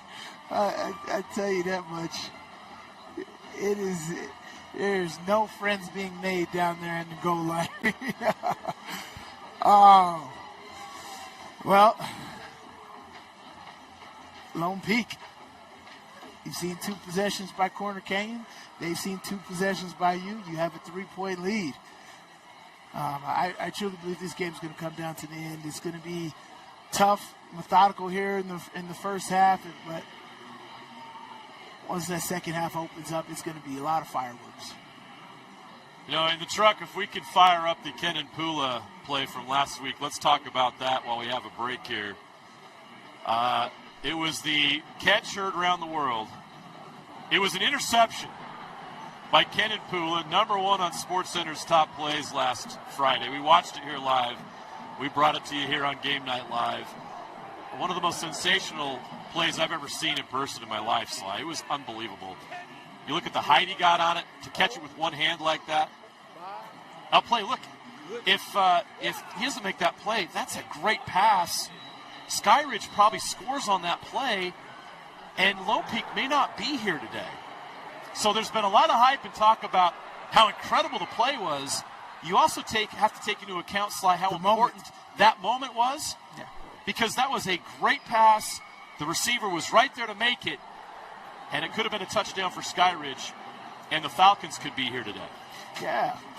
Watching Kennan that entire time and how he was able to track the quarterback, right, or track the receiver, I mean, and understand the speed of that receiver running that post route. He comes down and then able to switch his hips and come back and track that receiver, and then the ball being up in the air, he's like, it's just like I practiced. I practiced that. Absolutely incredible athletic play. One of the best you've ever seen. Coach Witt said is whoever that player was, it's the best he's seen on any level. Yeah, Coach Whittingham could not mention his name, but he certainly was excited to talk about it last week. And, of course, Kenan Pula is committed to Utah along with his brother Jaron Pula. It was a big get for Utah. They got the Pula brothers to flip from UCLA. Kenan Pula was also upgraded this week from 3-star to 4-star. Shocking. It's one good play can do for you. Whatever you have to do to earn stars, I think that's adequate. Well, if you do that, that's going to earn you a lot of stars. Kasuga over the middle. Oh! Open. Catch is made. Out of bounds. And boy, if it's Kai Meza with the catch, and he just ran out of room, he is this close to be able to turn that up and go down the sideline for a touchdown. And that was both ways right there. That was Kenan Pula, who we were just showing the video on, and he understood the route, and he just underestimated the speed a little bit there of Kai Meza because he was trying to undercut that. But great throw there by Helaman Kasuga. Now to the other side to Meza. He's out of bounds, short of the line of scrimmage. Kai Meza has just had another. We just talked about Graham Livingston in the 4A state championship game. Kai Meza has a great high school football career. Yes, he has. He's now over 1,000 yards on the season, 12 touchdowns. Kasuga will keep. He takes a shot from a linebacker, gets up to the 44-yard line. Kasuga's been able to show his ability in the pocket to move and to run. You can see why he's one of the top quarterbacks in the country. That was a 27-yard gain previously by Meza. But now it's 3rd and 7 from the 44s. Another third down situation. Helaman Kasuga in the pocket, throws. Short, almost intercepted. It's incomplete. Coming up to defend that pass is number 25. That is the freshman, Kingston Stroshine, who got the stop in overtime against Davis in the quarterfinals that propelled Lone Peak to this position today. A freshman making big plays. Now, they're going to bring the punt team on again. They had to think about it there. Head coach Eric Cares, one of the best at playing chess on a football field, and he chooses to punt here. So back-to-back possessions, this Lone Peak defense has forced a punt from this Corner Canyon offense. Fair catch is made at the 11-yard line. That's where Lone Peak will start this drive.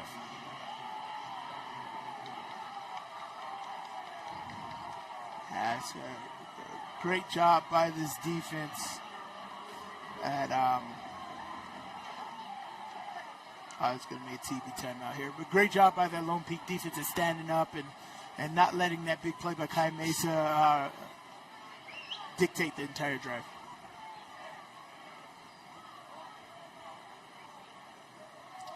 Game Night Live is powered by Utah Community Credit Union.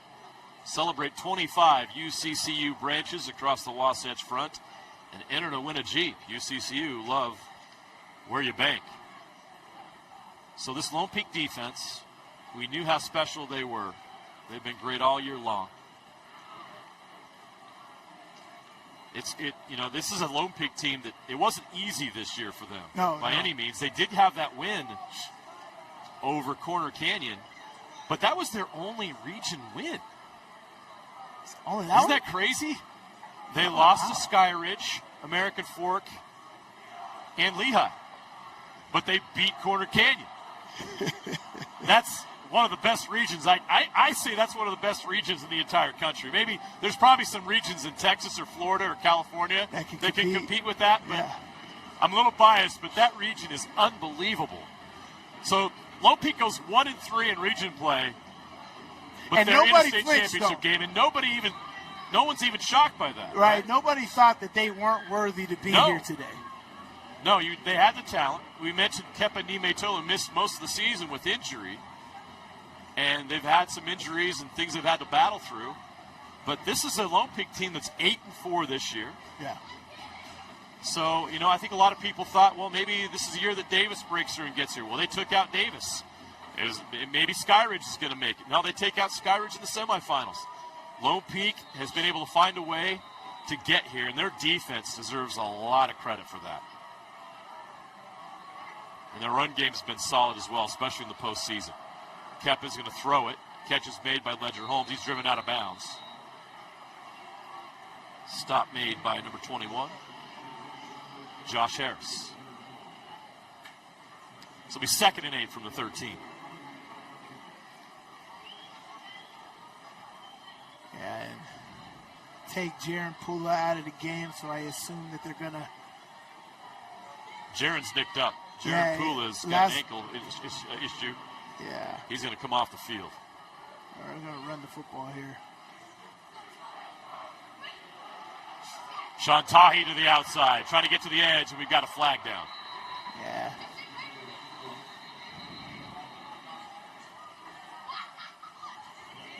Those wide running plays, I don't think that was designed to go that wide. But once you get outside of your framework of your body, they're going to call you for holding every time. Maybe not every time, but a good majority of the time.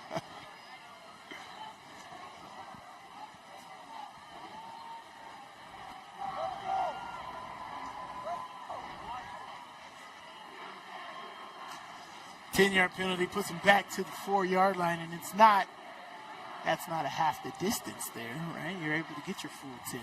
Holding. Number 88 of the offense. Half the distance to the goal. Replay, 2nd down. Oh, because it's under 20 yards, it becomes a half the distance play. As we've learned this postseason, I thank our UHSAA officials. They do a tremendous job.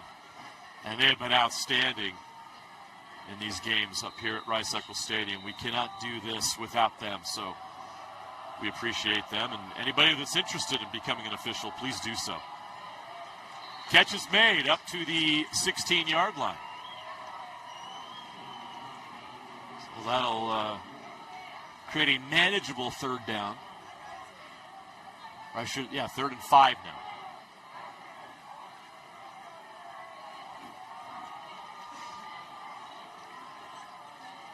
That was Seth Woolley on the catch. Yeah, good job at possessing that ball by Seth Woolley, making this an attainable feat right here. They're going to get one-on-one on the outside with Kenan Pula down here. Let's see if they attack it. Yep. Going to take a shot. Kenan Pula. There was contact. No flags. Lone Peak head coach Bart Brockbank is furious, but it's not going to matter. There's a lot of hand fighting right there, and it's kind of hard on how to ref that, right? Because Kennan's trying to push off, and the defender's holding his hand back. And that's stopping him from running forward and being able to get that, because Kenan Pula definitely could have gotten that football, but the hand fighting contact is too much there. Good punt, low punt, gives a chance for a return. They're able to get into Lone Peak territory on that return. And that's also interesting, too, when you look at the talented receivers like Devontae Adams, the old Antonio Browns, and the Jerry Rices back in the day, how important is that release from the line of scrimmage, right? Because not only do you have to release from the line, but you have to make sure the defender can't grab you, right? And I've just seen the best receivers be able to release the line of scrimmage. And even if that defender tries to grab you, they knock their arms down. And not able to get slowed down and make those big plays. Diesel dart on the return. Kasuga keeps. He's got plenty of room to run, and he's up near the marker. Gain of at least 9. They're going to give him 9. He's just short. He makes the right read. Yeah, it was a great read. That DN crashed really hard, and he takes it up. Makes it second down and 1. Corner Canyon only has 45 rushing yards right now. Kasuga has 25 of them. Kasuga's going to take a shot at the end zone. No, it's incomplete over the head of the intended receiver. That was Jashawn Mayberry, the former Lone Peak Knight. That was guarded to perfection. The corner didn't bite. The safety didn't bite. Yeah, Kasuga had to overthrow that there. Oh, wow. Kasuga gets away. Kasuga to the sideline. Inside the 10-yard line. First down, Corner Canyon. Did not expect Helaman Kasuga to be Corner Canyon's leading rusher, but he's getting it done on the ground. Lone Peak did a great job in the backfield. They blitzed. They were there. They just didn't understand the mesh, and at the last second, Helaman Kasuga pulled it and makes a valiant effort right here. Oh, my gosh, just a great job getting down there, making it first down and goal from the 10-yard line. That's a 27-yard gain, and Texas A&M fans watching right now love to see that. He has dual threat capability. Briggs. Weston Briggs down to the 5-yard line. Good surge by the offensive line. Getting their initial blocks at the line of scrimmage and then making it to the second level. Picking up a big 5 yards right there on the goal line. Just a basic zone play. Great offensive line play right here. Watch off right tackle right here. How they attack this defense. Kasuga keeps to the left, into the end zone, touchdown! Helaman Kasuga finds the end zone on the carry, and the Chargers take back the lead.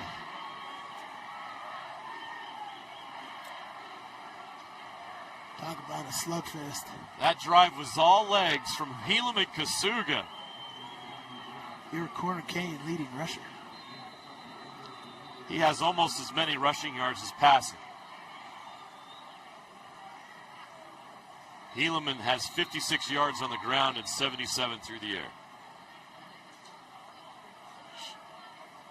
Both teams relying heavily on the run here early on. Dead ball. False start. Number 72 of the offense. 5-yard penalty. Still on the try.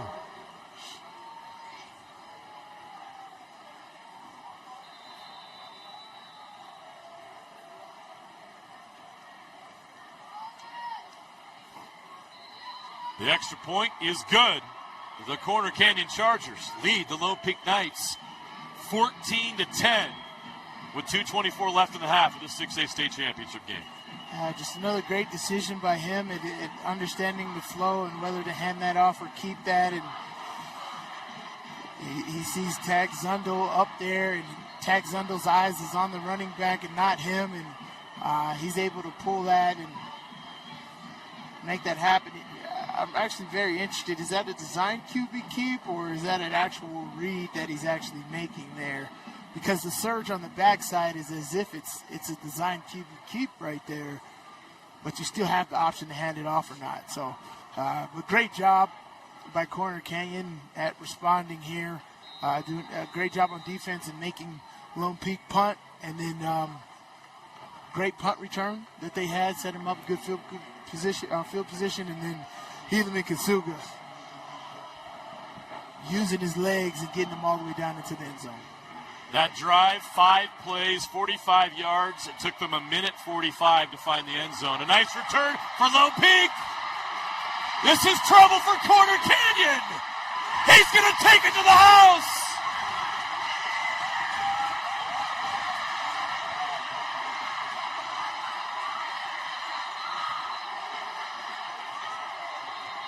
Isaac Fanua. But we have a flag on the turf. Here's the thing is, I don't think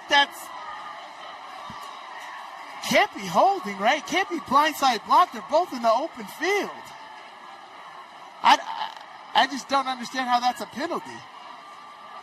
And we're talking about the emphasis on blindside blocking and yada, yada, yada. But here's the thing is, I don't even know if the contact. During the return, illegal block in the back. Number 33 of the receiving team. They're running side by side. That's a terrible call. Penalty from the spot of the foul. First down. I don't think I'd love to see it again. Let's try to see if we can find where the penalty If occurred. he doesn't make this block, this isn't a touchdown. I don't think this is blocking the back. Right? We're in the open field right here. Here it comes. If he doesn't make this block, that's not blocking the back. That's literally his shoulder. If that was what they called, that's a tough one for Lone Peak. It's going to take a touchdown off the board with 2:10 left here in the first half. So instead of a touchdown, Lone Peak will have the ball at their own 48-yard line, 1st and 10. Back to the run, back to Barney up the middle. Barney! Tate Barney! A shoestring tackle away from a touchdown, but he's got Lone Peak at the 23-yard line.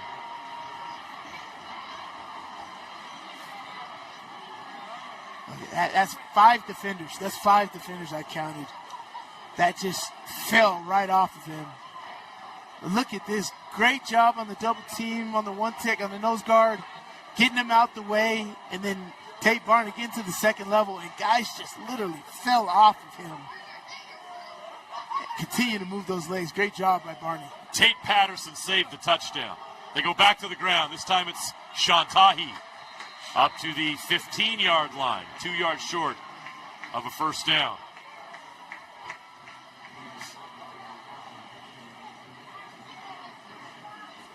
Doing a great job here at running the clock here. They're trying to make sure that Corner Canyon has zero time to do anything at the end of this first half. Doing a great job of utilizing the time on here. Now this play calling is going to be very interesting. Back to Shantahi up the middle. Great first run. down and more, still turning all the way down to the 3-yard line. Yeah, that's a great job of Shantahi at hitting that hole hard, right? This is not tiptoeing. You're not tiptoeing right here. You're going straight downhill, falling on the defender and getting all those extra yards. Shantahi does a great job, but even better job by this offensive line at making sure these running backs are getting to that second and third level, and they are taking advantage of every opportunity they have. Lone Peak, their first of the first half. The Knights take a timeout. Great Sly, timeout. this game has delivered in this Already? first half. This is exactly what 24 we minutes. hoped for, what we expected. 2 heavyweights going at each other. And I can't wait for a couple more rounds here coming up. But we're not done here in this half. We still have 35 seconds left to go. Lone Peak's going to be 1st and goal at the 3-yard line. 2 timeouts. 4 at the 3-yard line. 2 timeouts, 3-yard line. 35 seconds. And Lone Peak will get the ball to begin the second half. So here's the thing. Do you mess around and you got to have an option at the line of scrimmage, right? Jaron Pula, if I got one-on-one on the outside, I'm going to take it to you, right? But you got to understand that that's an outstanding DB by Joaquin Rodriguez that are going to be up there on Jaron Pula. Who's better, Joaquin Rodriguez or Jaron Pula? So at the line of scrimmage, everybody else is running the running play. But this is all Kepa Nimetolu. Oh, no, they're going Wildcat right here. Kepa split wide. Wildcat. Shantahi. He's getting touchdown. Fighting for yards. He's right at the goal line, but he's short. I call timeout again. And they will. 26 seconds left. Yeah. Another timeout for Lone Peak. They saved that. And this is what they did last time, and this just shows the confidence that Lone Peak has in their size and strength, the belief that that offensive line is going to be able to move some earth, even against a team as great as Corner Canyon. Yeah, and Corner Canyon doesn't get into these positions often, right? No. Right, and so that's also a difference in what they deal with. But this is a highly talented football team. Both offensive lines are outstanding, and Lone Peak's definitely showcasing why they deserve to be in this football game. 26 seconds left in the half. Got one timeout. You're at the half-yard line. What play do you run here? They still have the one timeout. So running is absolutely at play here, and that's looks like exactly what they're going to do with this personnel group. Again, they're going to bring in number 75, Ioani Sua, who's a freshman who's 6'3", 318 pounds, and they're going to put him in the backfield to block. They're just going to run this again and dare Corner Canyon to stop him. Keppa in the backfield. Keppa's going to take it this time. Keppa Nime Tolu into the end zone for a Lone Peak touchdown. And the Knights go back on top.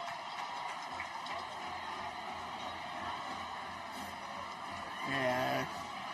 Have a feeling we're going to go back and forth all afternoon until we decide a champion.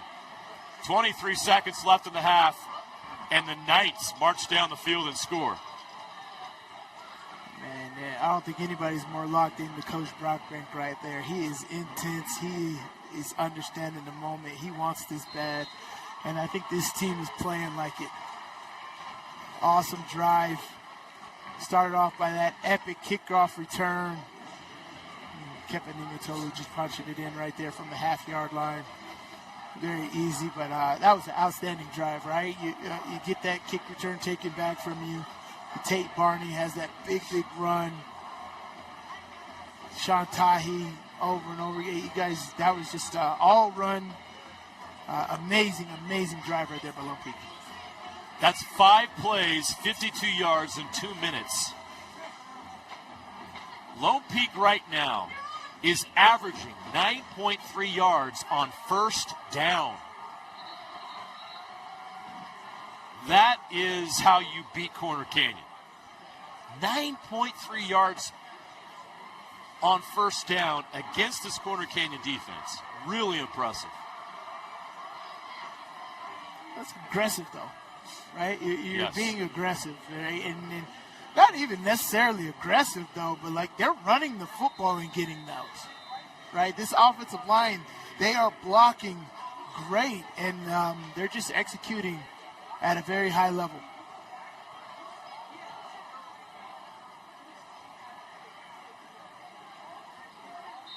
That's going to go out of bounds, and that's going to be penalized, so that's going to give Corner Canyon a shot here with 23 seconds left. Yeah, I don't think that's... So Kepa Nime Tolu on first down, 2 carries, 33 yards. Tate Barney on first down, 4 carries, 54 yards. Free kick out of bounds on the kicking team. By rule, the ball will be placed at the 35-yard line, first down. Lone Peak has 137 yards rushing here in the first half against that Corner Canyon defense. It's just unheard of, right? You don't see it often, no.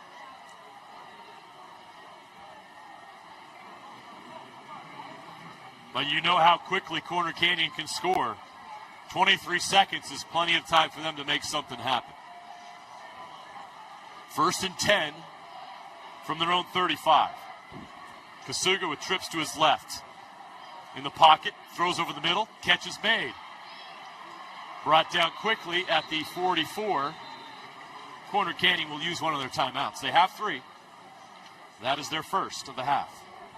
Timeout. 17 seconds Canyon. left on the clock. Their 6 first seconds came off of the the clock first right half. there. Let's see, what do they need? About maybe 25 yards to get a quality field goal, or not quality, I think an achievable field goal. Yeah, you probably think we got to get to the 30 just to even give our kicker a chance. Right. That's a 47-yard field goal from 30. 47 or 48, so that's probably your target. So you need 25 to 30 yards here to give yourself a shot. You got 17 seconds to do it. Yeah, Jaron Pula patrolling that middle of the field right there. Excellent safety. Let's see what they're able to do here. They're going to bring pressure, make sure Helaman doesn't have time. Kasuga in the pocket, throws to the outside, incomplete. He's looking for Zay Morris, who caught the previous pass. This Corner Canyon's got great receivers. You got Kai Meza, Zay Morris, and Jashawn Mayberry.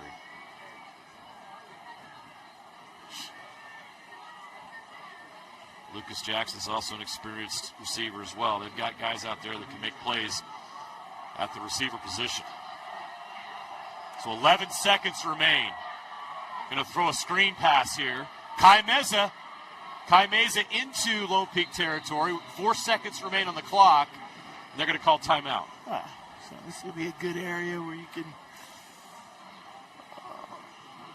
either do a draw play, because everybody thinks you're going to go at the end zone, or you do a Doug Flutie Hail Mary here at the end of the half and see if you can get something out of it. No, they don't have Jerome Miles, big 6'2" body. That's just going to go up and get it. But then they got Kenan Pula at safety over here, so you're not going to try to out-jump anybody over here. But, you know, Corner Canyon, maybe because they don't get the ball. You know, Lone Peak gets the ball here in the third quarter. Are they going to try to get a chunk play, right? There's a lot of different things you can do. It's not all about getting points right here. It's about getting momentum, right? You want to get momentum going into halftime, and a big chunk play can do that, right? That could be a draw play right here, which is safe, right? Or hopefully you can get a touchdown here and get some excitement on your team. But ultimately, if you can get a big chunk play right here and have your guys get close to getting into the end zone. From the 46, Kasuga under pressure. Throws while he's getting hit. He's intercepted. Interception for Lone Peak. And that is how this half will end. Arami Kaili with the interception. The senior safety.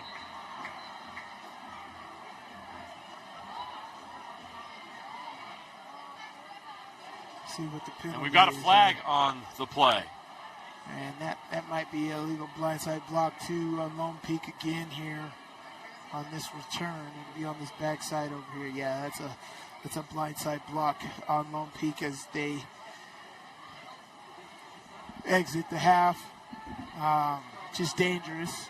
As you can see, the Corner Canyon player is still down. That is, you just can't do that. You can't do that into this game, and it's better if you just, what we've learned when I played is just to do a basketball box out, right? Yeah. And you don't hit the player, you keep everybody safe, and you get your job done.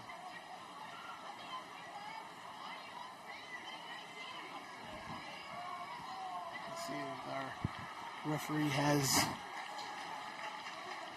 on this play call. The injured player is up off the turf. We're happy to see that.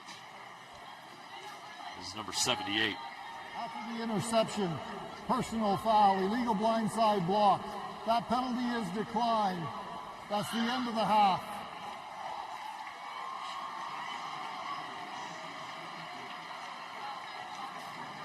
So the half ends, and Lone Peak has a 17-14 lead. Let's go down to the sideline. Kayla Kiesel standing by with Coach Brockbank.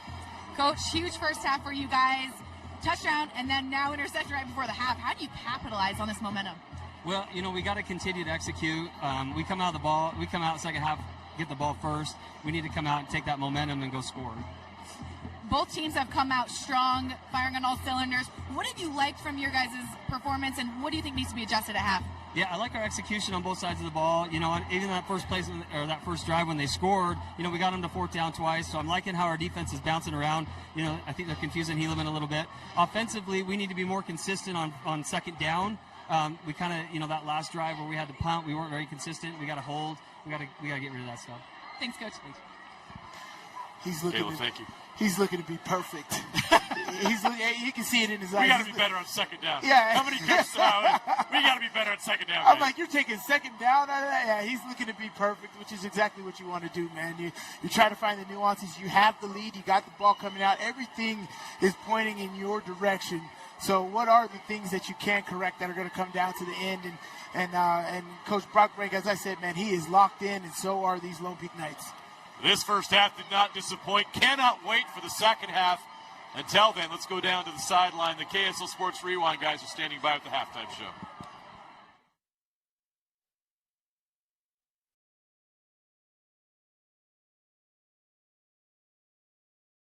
Welcome into Rice-Eccles Stadium. Halftime of our 6A state championship game. Dane Stewart, Jeff Hansen on the end. Coach Scott Perry of Davis High School. Lone Peak leading Corner Canyon at the break as we get ready to look at our Relight highlights from that first half. Just a reminder, if you're looking for electrolytes, check out Relight. Visit redmond.life and use the promo code KSL10 for 10% off your order. Guys, we talked about the run game for both these two teams, and both these two teams have really tried to flex the run game in this first half. Yeah, for Lone Peak, man, it's been very similar to what we saw the first time these two teams played.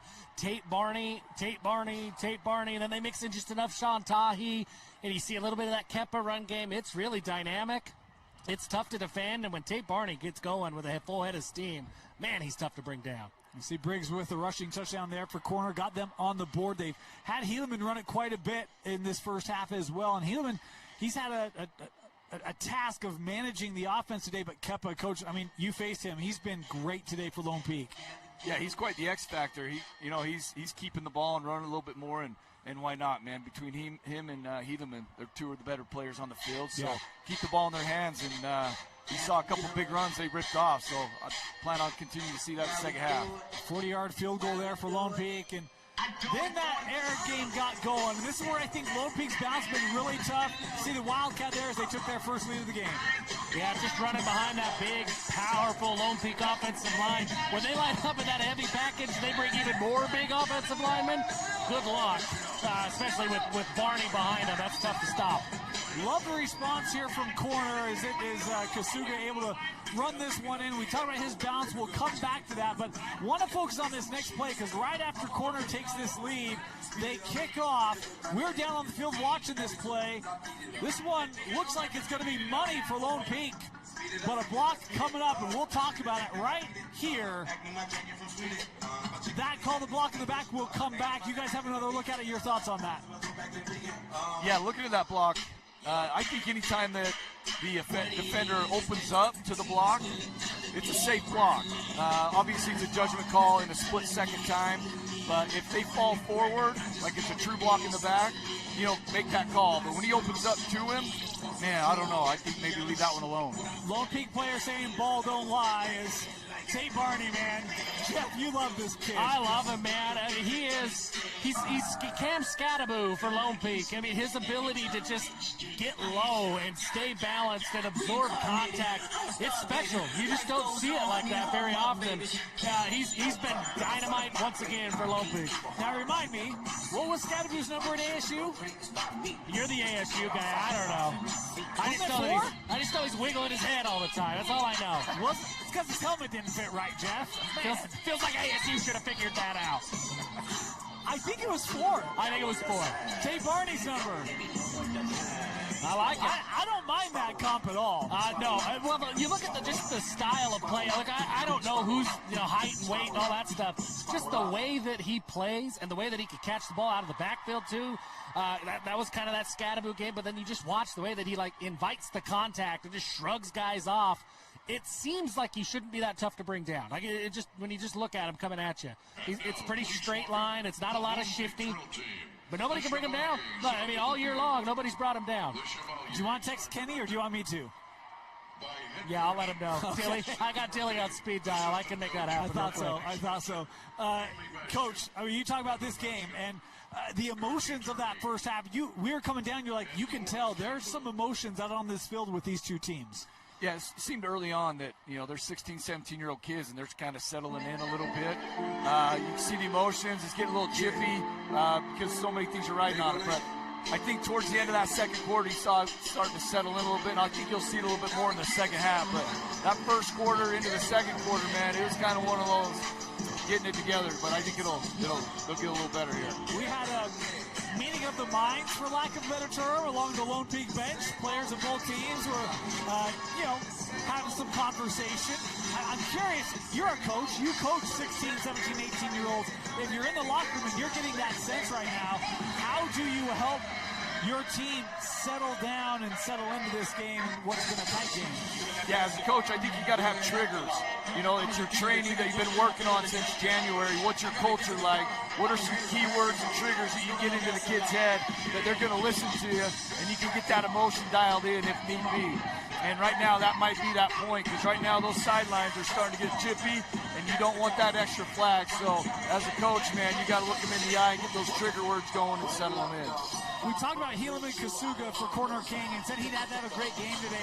Played well in that first half. Missed a couple of throws in that first half, Jeff, but ran the ball well. How would you guys diagnose what you've seen from Helaman in this first half? I think Kasuga's been really good.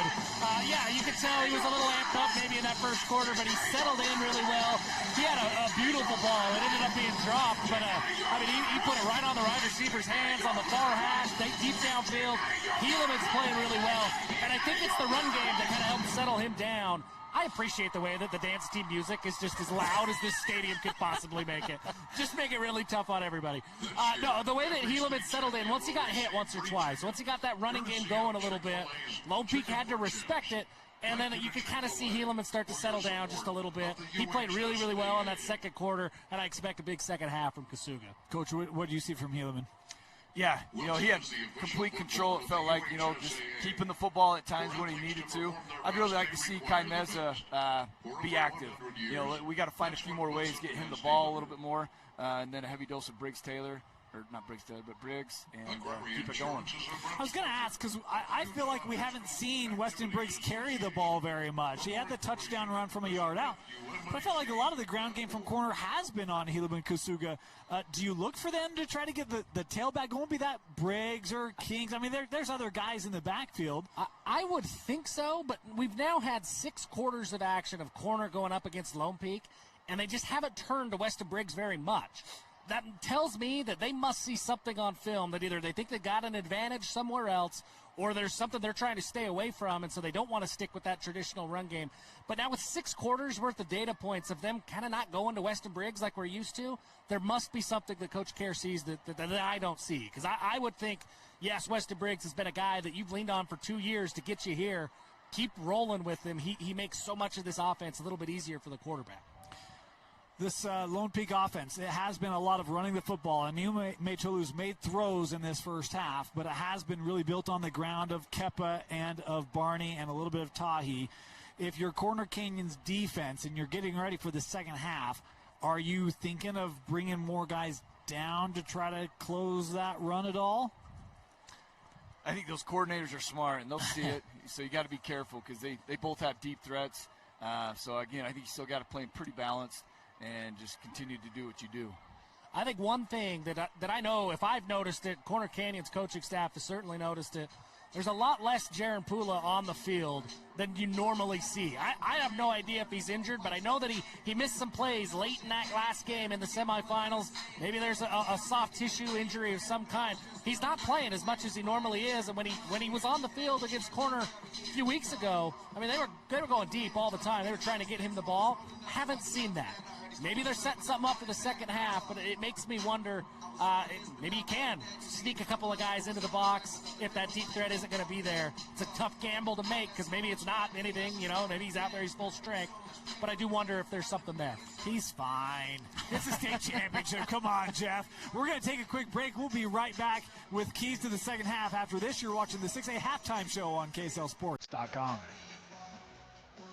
For the KSL In-Depth, football has historically been a men's sport, but more and more we are seeing opportunities for women to play.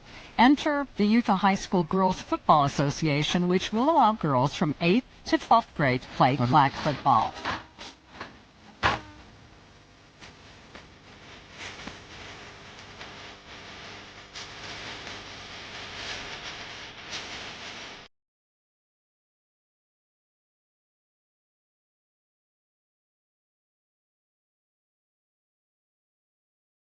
I welcome you so much for joining us. Second half just a few minutes away, but before we do that, I want to talk a little bit about kind of focus coming out of the locker rooms here at the break. Corner trailing Lone Peak. Lone Peak gets the football. How big is this first drive for really both teams to start this second half? Yeah, it's huge, right? I mean, if for Lone Peak, a chance to go up 2 scores and to start to put Corner Canyon in a spot that they aren't in very often, that's a huge advantage. And then on the flip side of that, Corner Canyon, you get one stop, you go and score like your offense has been known to do. All of a sudden you're on top and you're kind of dictating what happens next. It's a huge first drive. Both teams are going to look to make a statement. Coach? Yeah, I'd love to see some explosive plays dialed up. The run game's been there on both sides of the ball, so I think now some play action, some explosive plays, shots down the field, and I'll even hang my hat on the old trick play. I was going to say, see that come up. You talked about that in the pregame. Are you thinking like annexation of Puerto Rico here? I mean, and is that something where you got to get the right opportunity for? Or is there one where it's like, all right, guys, here's what we're going to do. We're going to get a first down or two, and then we're going to, try to throw them something for a loop. Like, are you orchestrating that, or are you really taking that situationally? Situationally, a lot of times you like to do it once you cross the 50-yard line, or depending on that play, is it on the right hash, or where does it line up for you? As simple as a double pass or something like that, end around with a pass to it. There's stuff there, and so look for that possibly. If you wonder why Davis football is fun to watch, just listen to this guy. Let's run some trick plays. Let's find those explosives. This is why we love Davis football. He nailed it on the 4th downs. Both teams been super aggressive on 4th downs in that first half, Coach. Look at you. No, I mean, it's burn the ships, right? It's 4th down, man. You better be going for it. So if you're within range, it's 4th and 1, 2 and 3. Yeah, you look for those guys to continue to go for it. Maybe a little hook and ladder? Maybe, huh? Yeah, it's more fun when you do it with the face actions. Caught that reference? Yeah, that was good. Yeah. Well done. There you go. Keys for this second half.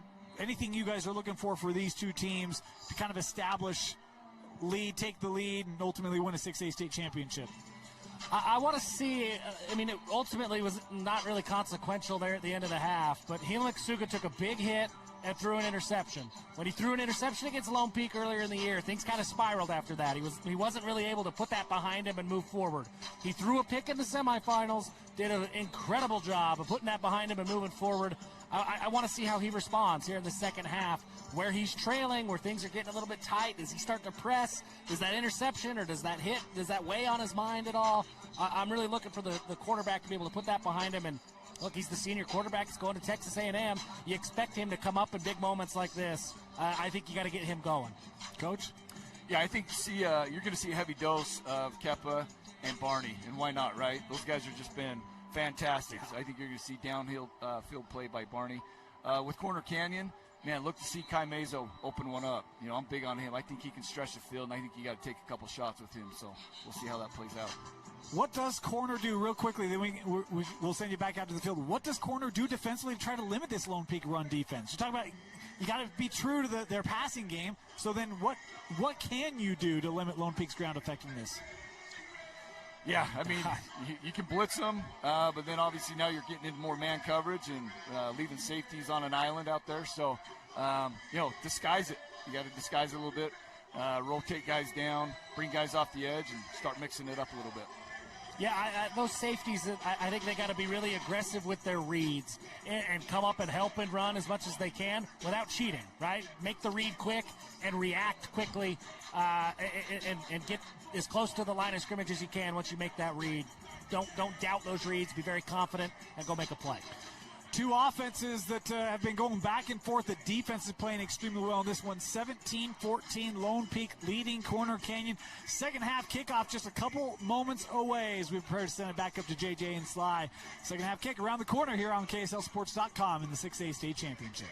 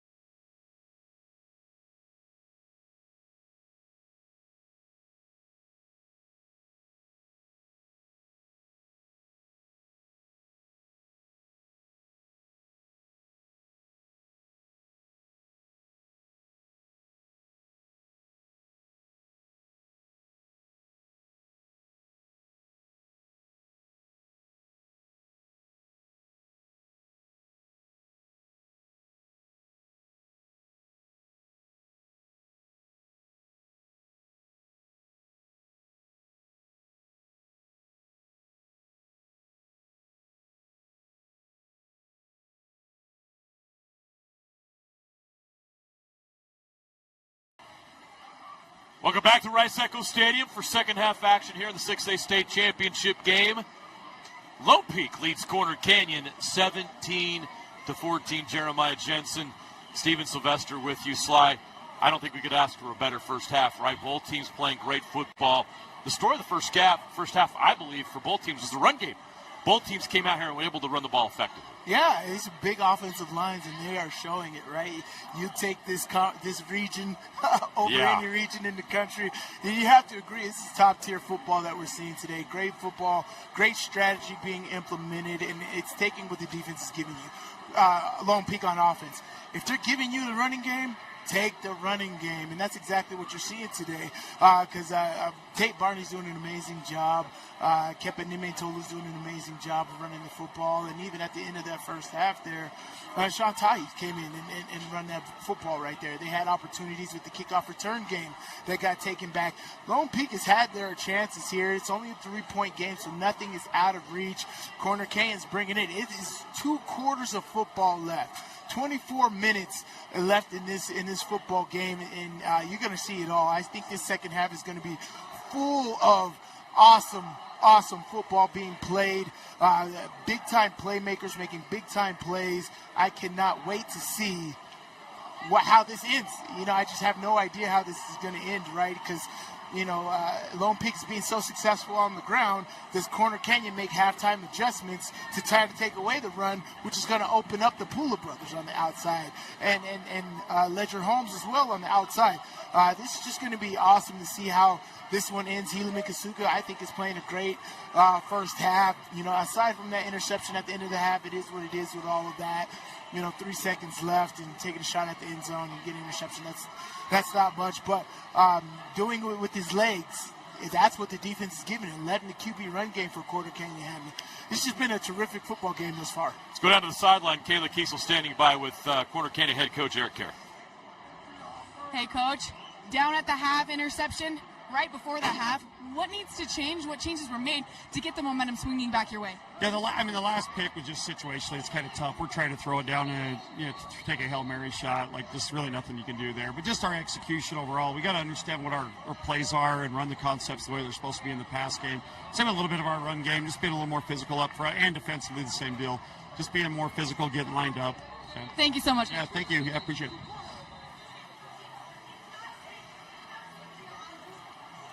Yeah. It's tough to, I think both coaches, it's probably hard to find things that both teams played so well. But you're right, it's going to be a little thing here or there. And he's talking about execution, cleaning things up. That could be the difference of the game. What team plays more clean here in the second half will obviously determine the outcome. Yeah, this is going to be it's going to be interesting, man. I can't wait to see it. Both of these teams exceptionally well coached. We did say the chess match that is going to go on here, and this is where the chess match comes into play. Normally this is supposed to be a 0-0 halftime, right? But Lone Peak has the edge and the football to start this second half, and they had a kick return that was taken back here at the end of the first half, and here we go again. Another great effort on a return for Lone Peak all the way near midfield. What a way to start the second half. There are no flags on the field this time. Great return by number 29. Thomas Herget.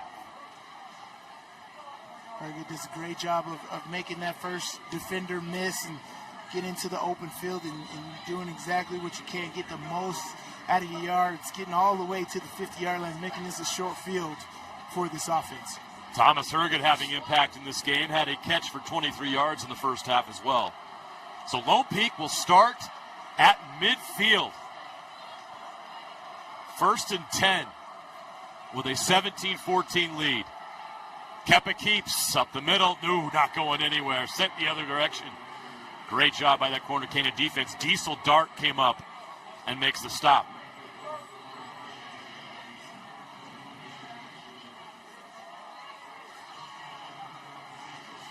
Great job by Diesel Dart. And Corner Canyon's going to mix it up between when they want to go one-on-one on the outside and when they want to go zone coverage. And it's going to be up to Lone Peak to be able to play those matches.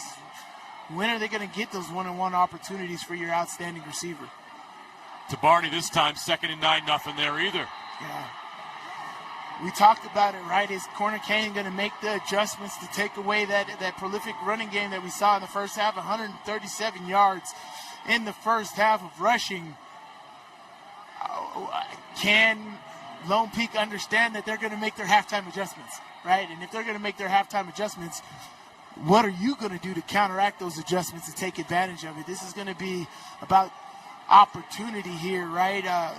Corner Canyon does a great job of their two safeties. Look, traditionally, they have two half safeties that they play really well. Kapanime Tolu throws, catch is made. Kenan Pula with the catch. Lone Peak was 2 of 5 on 3rd down, make it 3 of 6. Outstanding job. Sitting in their zone. They ran sit-down routes on both sides. There's confusion here on this side. Two guys in the same area. That should never happen.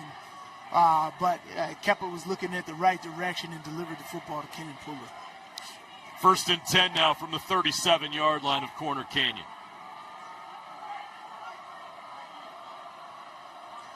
There you go. You see Keppa seeing something. He's seeing one-on-one coverage on the outside. Safety's taking him. He's going to throw that way. Throws the outside. Herget had it.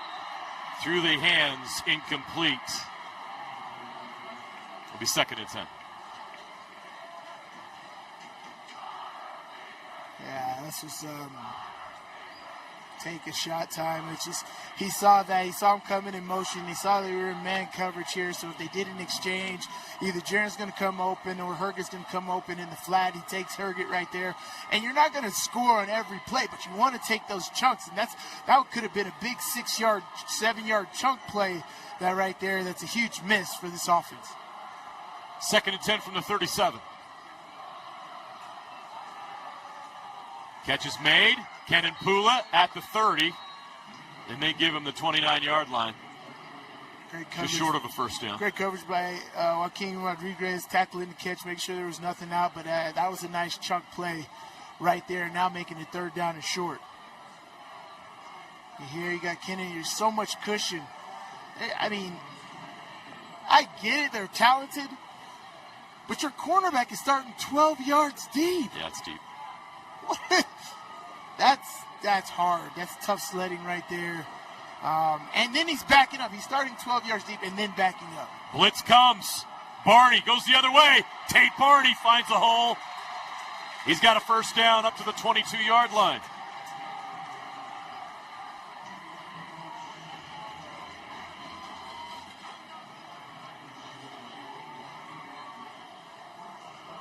Yeah, that's just great Ran away action. from the blitz. Great action right there. On a throw at the blitz, run away from the blitz, and they ran away from it right there. And Tate Barney's in the clear, giving them a new set of downs. 1st and 10 from the 22. Yeah, you see their defensive line is playing up around the line of scrimmage. More 4 down front here. Keppa's going to pass. Uncover. Pressure in the pocket comes, and he's sacked. Great job. Tate Patterson gets home. And this is more of a coverage sack right here, right? Tate Patterson has the tight end in coverage. And with the extra lineman, he's just coming on the edge right there. I don't even think he's on a blitz. He's just coming in on green dog in his coverage right there, which is the back, and ends up getting a sack with relentless pressure. Great job. 2nd and 13, a loss of 3. Back to the 25-yard line. Barney to the outside, taken down for a gain of about 8, which should make it 3rd and about 5. I like the edges that they're attacking here. They're attacking the edges really, really hard and running straight downhill. Doing a terrific job. 3rd down and 7 here. Again, they run 2 high safeties, man. So I'm running somebody in the middle of the field and then somebody right behind him, and that's going to come wide open. It's going to be 3rd and 7 from the 19. Keppa throws, pressure in his face, completes it to Tahi. First down, Low Peak. He dances his way down to the 11-yard line. And that's what it is, right? Yeah. The defense is giving you that. Even on that 3rd down or 4th down conversion in the first half, Tahi's open in the flat. They're giving you the short routes. They're trying to take away your deep guys. You can pick up the first down with these short routes right here. Great job by Keppa. Like, look, this is a little dump off. Throwing it short of the first down, but I know Tahi's going to pick it up. Boy, Jaden Pierce was right in his face, and he delivered a great ball to Tahi for the first down. Great play by Keppa Nimetolu. 7.5 minutes left to play, 3rd quarter. Lone Peak in the red zone. Back to the run. Back to Tahi. Fighting for a couple, maybe 1 down to the 10. Great job by Corner Canyon at blowing that run up right there and getting just 1 yard out of that for his Lone Peak offense right there. He's attacking downhill, very aggressively stopping that run play. Making it 2nd down and 9.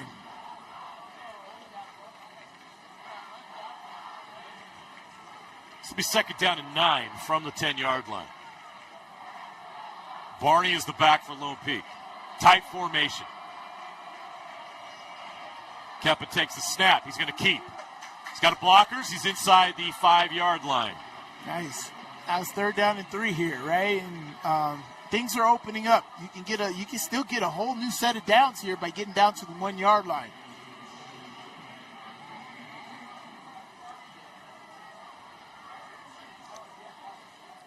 So far, they're 3 for 3 on 3rd downs. Yeah, this could be something that we've seen from the last game with Nate Dahle, where you do a kind of boot action run, and if the flat's not there instantly, look for the second guy on the second level. If not, keep it as the quarterback. Pick up the first down and get a new set of downs here. 3rd and 4 from the 5. Keppa keeps. Keppa fighting. Great job by the defense. But he runs right into a wall. Yeah. Great job by Corner Canyon. He got back to the line of scrimmage is all right there. As I said, this Corner Canyon defense is playing aggressively downhill. It's a great play call right there, but you're down around the goal line. You know that they're going to be stacking up. A great job by the linebackers at coming downhill and stopping that. Huge force there by Mason Wood at stacking that up, and they double team the D end, and Mason Wood comes down and reestablishes. Trying to get him to jump off sides. Oh, I don't like that. You need your timeouts. Yeah. This is the second half. Timeout. Lone Peak, their first timeout of the second half. I wouldn't even did that. Just take the 5-yard penalty if you're going to kick the field goal. Oh, that hurts. All right, well, we're going to see, is that going to affect this team or not? If you're going to kick the field goal, what's 5 yards right there? It's not windy. You can make that happen. We'll take a quick timeout. We'll be back with potentially a field goal attempt after this. One of those long days working on your feet? Turn your aching feet to happy feet at Salt Lake Running Company. Our award-winning trained staff will provide a custom shoe fitting that will help you find the shoes, inserts, and socks that will make your workday the best it can be. Locally owned and operated for 30 years, SLRC offers rewards, training groups, races, and free community events. Visit us in-store or online today at slrc.com. Your work feet and workout life will get a boost. Welcome back to the UCCU Savings Spotlight. Today's play of the day goes to Becky, a single mom who just got her son Max a youth debit card from UCCU. This is a big win for Max, who knows that UCCU mobile banking makes it easy for his mom to add money to a debit card anytime. It's also a big win for Becky, who knows it also makes it easy to monitor her child's spending anytime.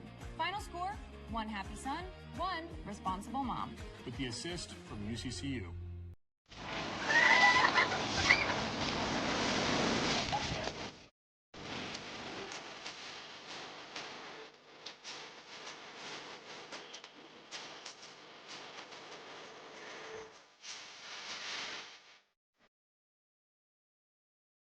So Lone Peak's going to try to get some points on the board here.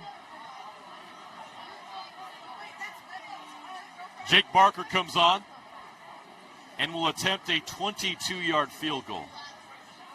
A chip shot that would give Lone Peak a 20-14 lead with 5:17 left here in the third quarter.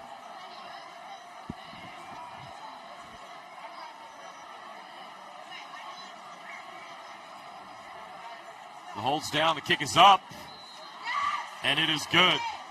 The Knights get 3 points on this opening drive of the second half.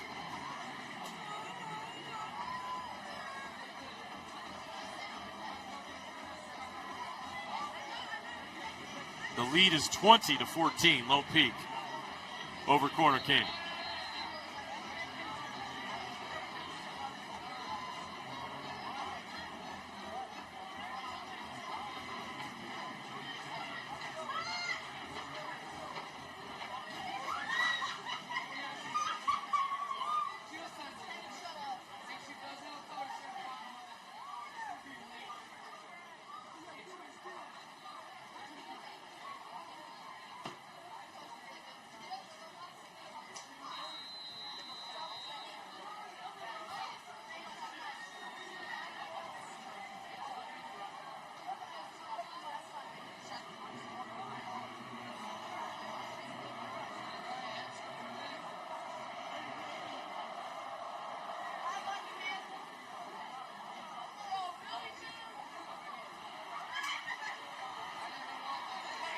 Kick return past the 20.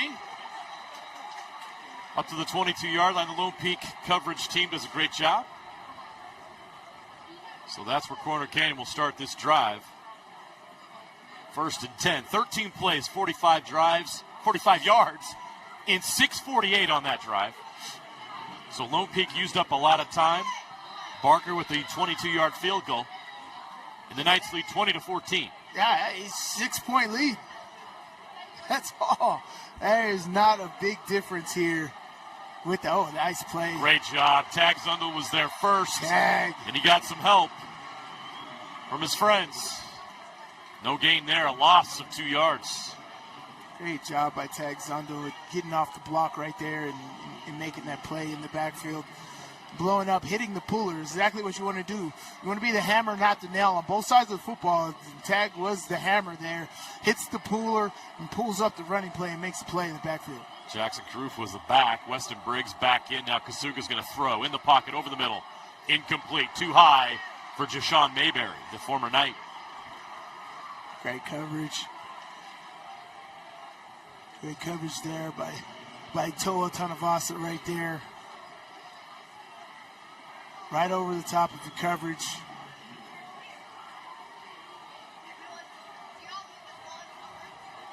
It's going to be 3rd and 12 from the 20.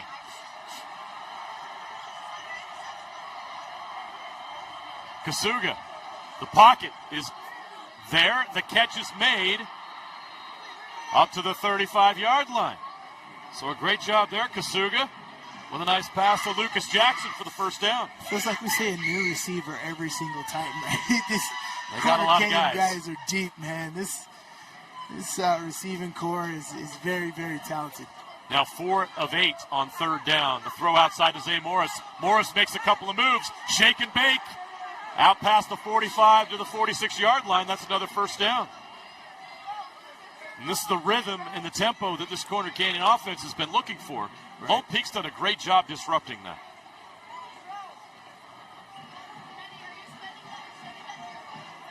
They have.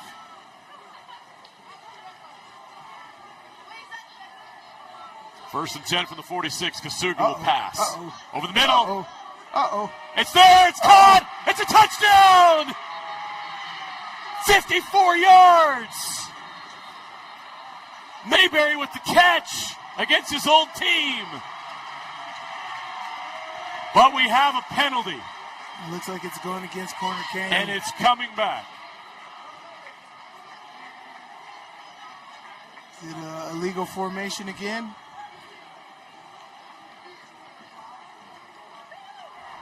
Illegal shift, 2 men in motion, offense, 5-yard penalty, replay first down. Multiple guys in motion there, taking a big play. I've seen that one-on-one outside. Mayberry does a great job of winning on his route, and Helaman throws that ball up only where Mayberry can get it, but it's going to be taken back right there. Wipes out a 54-yard touchdown pass. Yes, that was great play design too. Great shot on first down.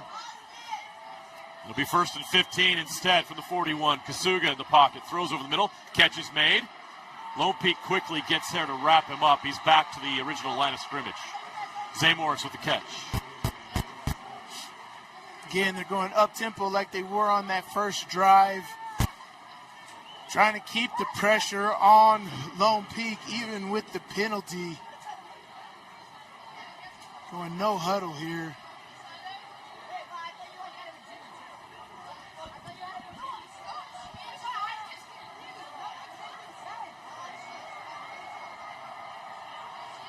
Empty backfield. Kasuga finds Mayberry right at the marker.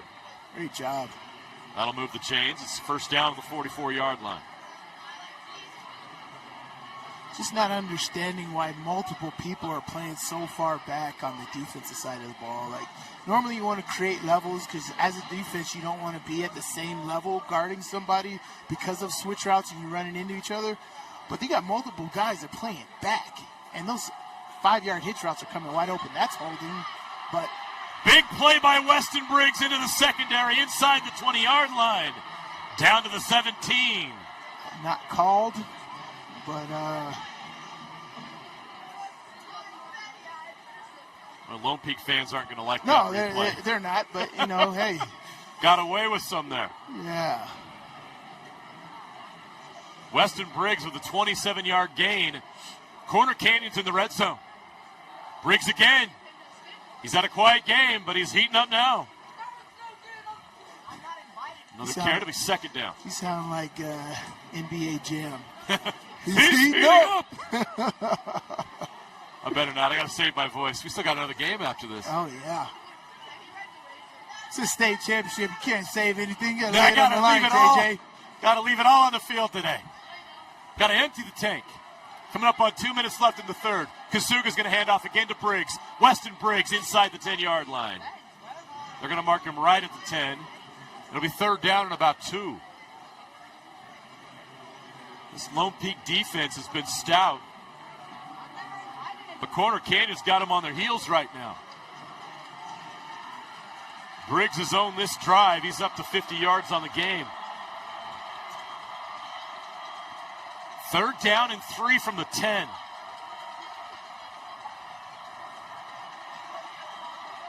Briggs is the back with Kasuga. 4 receivers. Mayberry, Meza, Morris, and Jackson. Kasuga looks that way now. He's going to run again. Kasuga breaks a tackle and has the first down inside the 5. He's so strong, and he shows it there. I mean, as we talked about that in the first couple of drives, the QB run game is seemed to be something that Corner Canyon has seen. You know, it's not something that traditionally Corner Canyon does here, but when utilized and called at the right time, it can be very, very effective. And that's it. You got first down and goal from the 5-yard line. A big help by that third down conversion. Kasuga keeps. Kasuga flips his way to the 1-yard line. Uh-oh. And Kasuga is struggling to get up. Wonder if he just lost his breath there on that somersault. No, that was a huge cut down by the defender. He might have to come off the field. Yeah.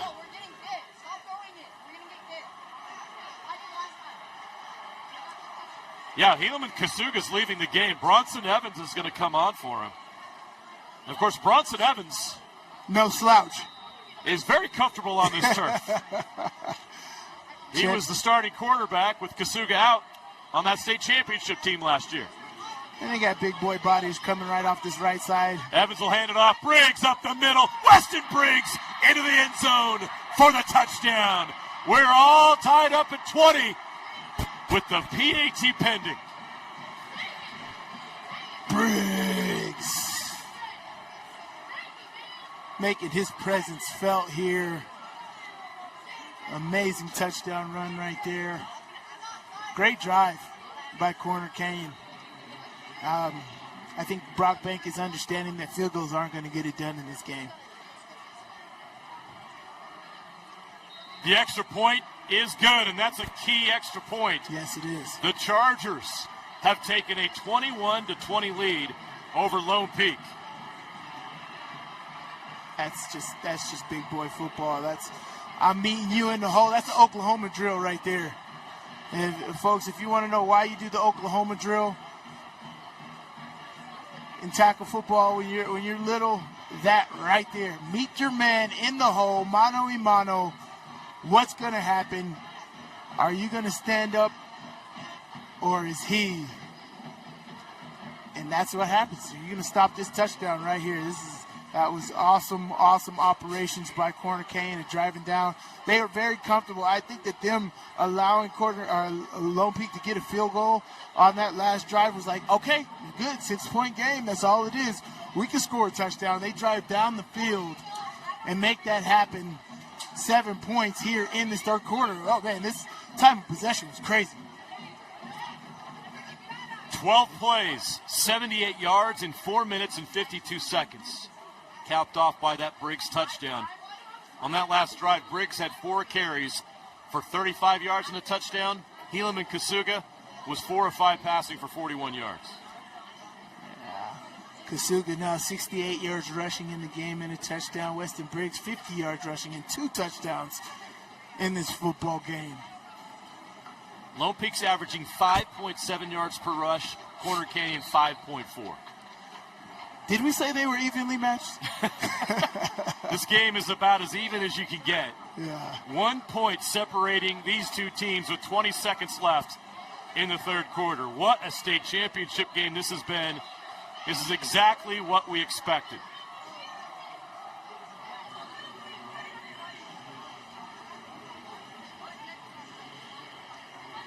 Feels like we've got another classic Corner Canyon Lone Peak battle that comes down to the final play. We will see.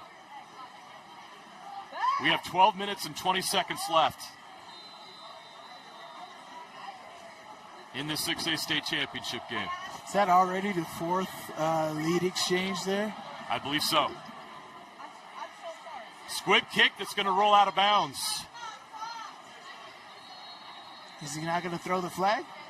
I think it touched a player on its way out. I know, but the player was out of bounds. The player was out of bounds. His body They're was out of discussing that bounds. right now. That's key because if it's a foul, it goes to the 35. Right. Player was out of bounds. Team touched the ball before going out of bounds. Oh, that's messed up. I don't know why the player ran over there anyway. It's not even his sideline. It doesn't matter. The ball touched the player, therefore it negates the penalty. So that's the ruling. So it's out where he touched it. Oh my gosh, and that's he horrible. touched it out of bounds. Why would you Still even touched run it. over there? He made a mistake. It's not close to the end zone. There's no player. It's clearly going out of bounds. They aren't going to catch it. It cost him 13 yards. I think that's the wrong call, but why would you even run over there? Lone Peak will start this drive at their own 22-yard line, 1st and 10.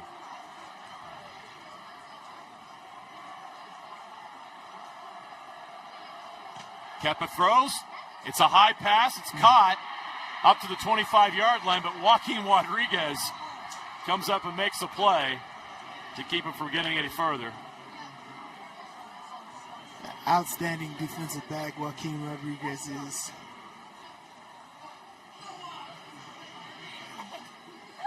Catch was made by Kenan Pula, and Rodriguez sent You know it that's back. a high pass. Kenan Poole is already 6'3", and if he has to jump to get the ball, and that's the quarter, that folks. is the end of the third quarter. Corner Canyon 21, Lone Peak 20. We are 12 minutes away from determining a state champion in 6A here in the state of Utah. We can't wait to bring you the final 12 minutes next on Game Night Live. Welcome back to the UCCU Standing Spotlight. Today's play of the day goes to Becky, a single mom who just got her son Max a youth debit card from UCCU. This is a big win for Max, who knows that UCCU mobile banking makes it easy for his mom to add money to a debit card anytime. It's also a big win for Becky, who knows it also makes it easy to monitor her child's spending anytime. Final score, 1 happy son, 1 responsible mom. With the assist from UCCU. With affordable GLP-1 medication from Direct Meds, I've lost weight but gained lots of attention. From old college boyfriends, hi, to young college boys. Oh, honey. And my husband's obsessed. She loves to make me jealous. Well, as a woman over 50, losing weight was about as hard as getting my husband to cook anything but cereal. Honey, where's the milk? In your hand, babe. Oh. Visit directmeds.com today. Want to make out? Sure. Okay.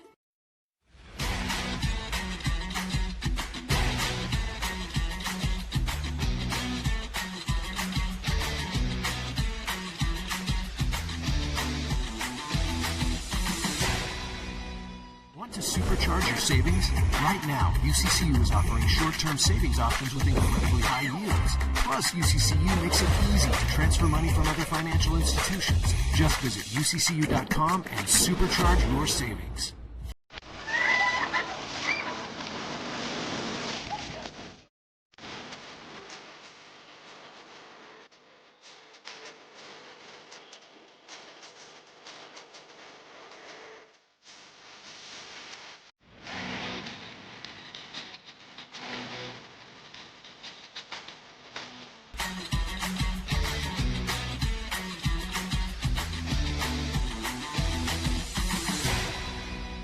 Want to supercharge your savings? Right now, UCCU is offering short-term savings options with incredibly high yields. Plus, UCCU makes it easy to transfer money from other financial institutions. Just visit UCCU.com and supercharge your savings.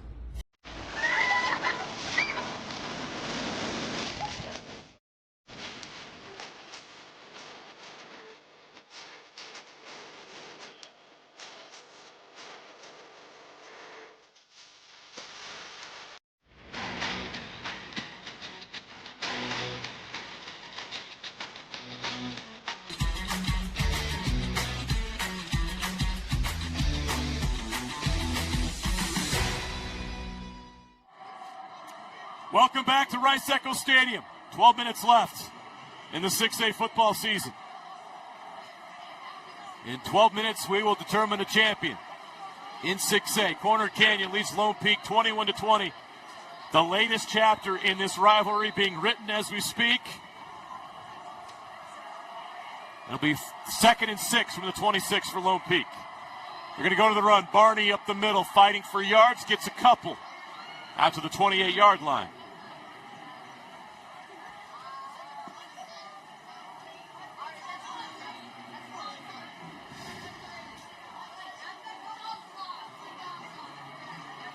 So a crucial 3rd down here. This game's about as even as it gets. 261 total yards for Corner Canyon, 248 for Lone Peak. Just 1 point separates them on the scoreboard. 3rd down and 4. Nime Tolu keeps, RPO, throws, incomplete. His rhythm was thrown off on that. He wanted Kenan Pula down here on the bottom. I actually don't know why he pulled it. I would have even thrown that, but you know, he doesn't do it and then tries to come back to the other side. He doesn't set his feet, and an incomplete pass right there, because if he throws a solid pass and that's a completion, that's a 1st down, but unable to reset his feet, and there's a punt to start this 4th quarter. Sam Parker will punt for Lone Peak. Plenty of time. High punt. Fielded at the 36. Good return up to the 45 for Corner Canyon. Yeah, great return right there. Actually a really good punt. The punter held the ball for a little bit too and allowed the coverage to get down there. Good punt return. Good exchange here.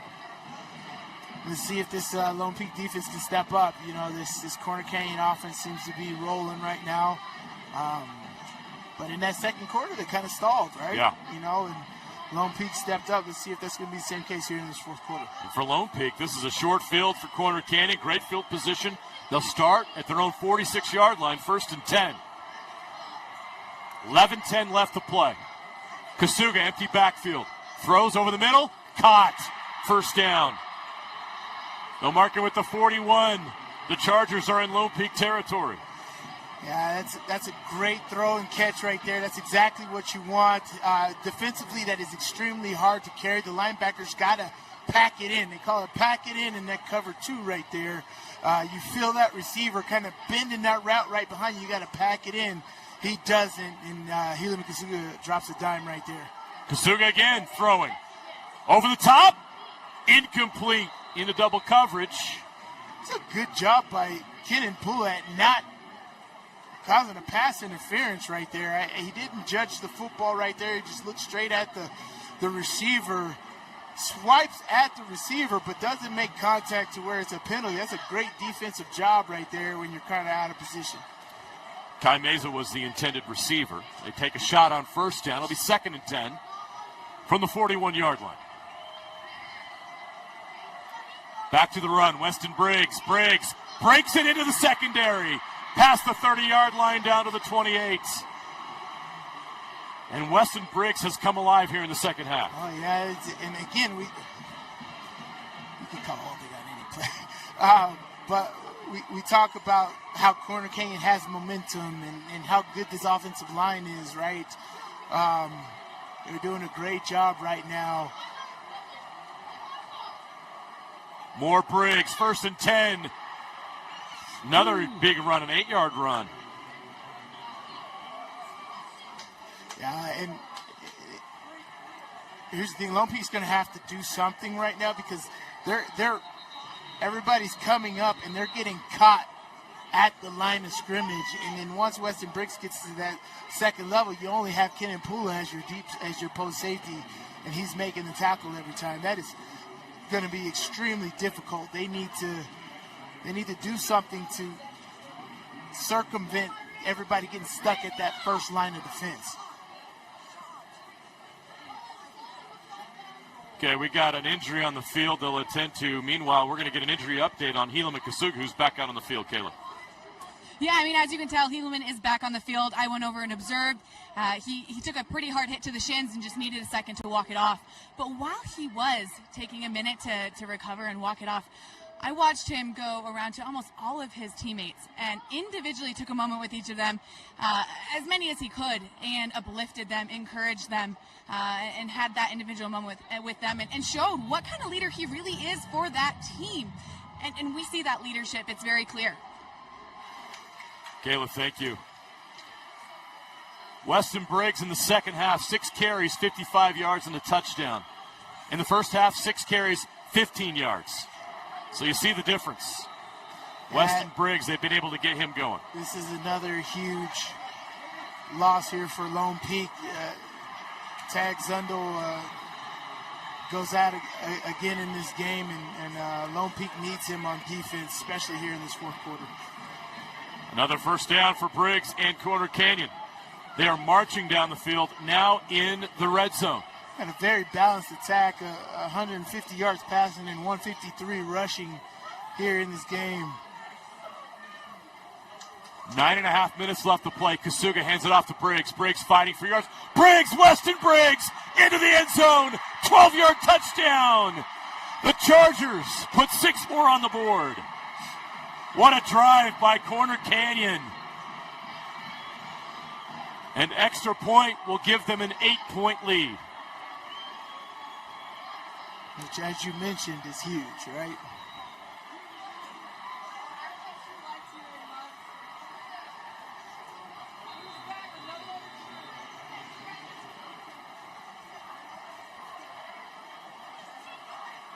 The extra point is good. The Corner Canyon Chargers, on a 12-yard touchdown from Weston Briggs, have taken an 8-point lead in the fourth quarter of this 6A state championship game. Making tackles here, you got to make that tackle right there.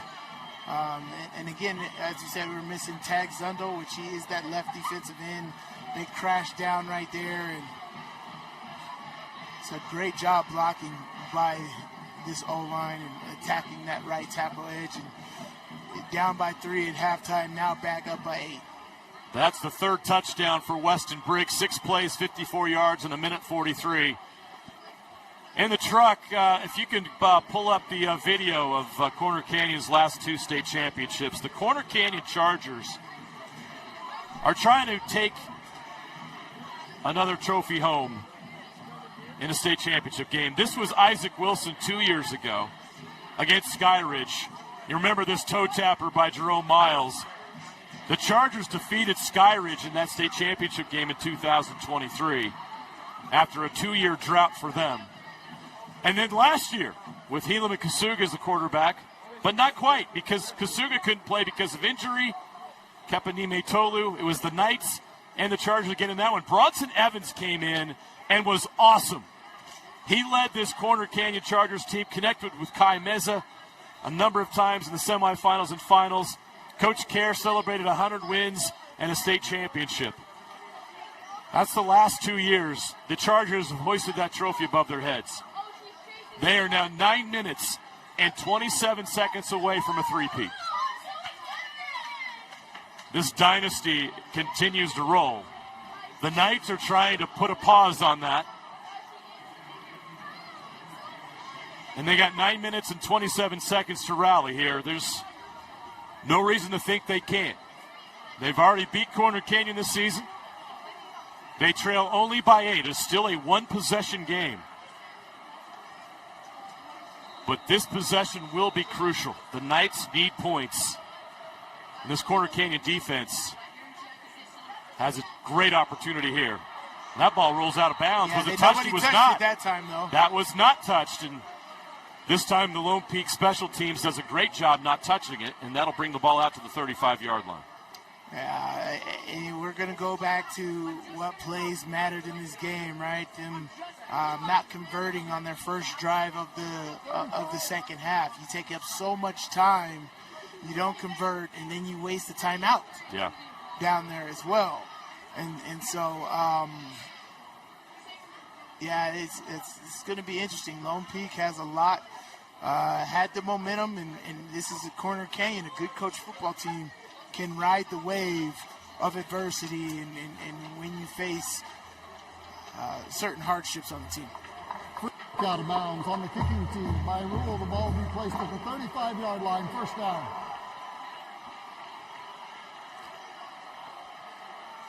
So Lone Peak will take that. They'll start at the 35, 1st and 10, down 8 with 9:27 left to play.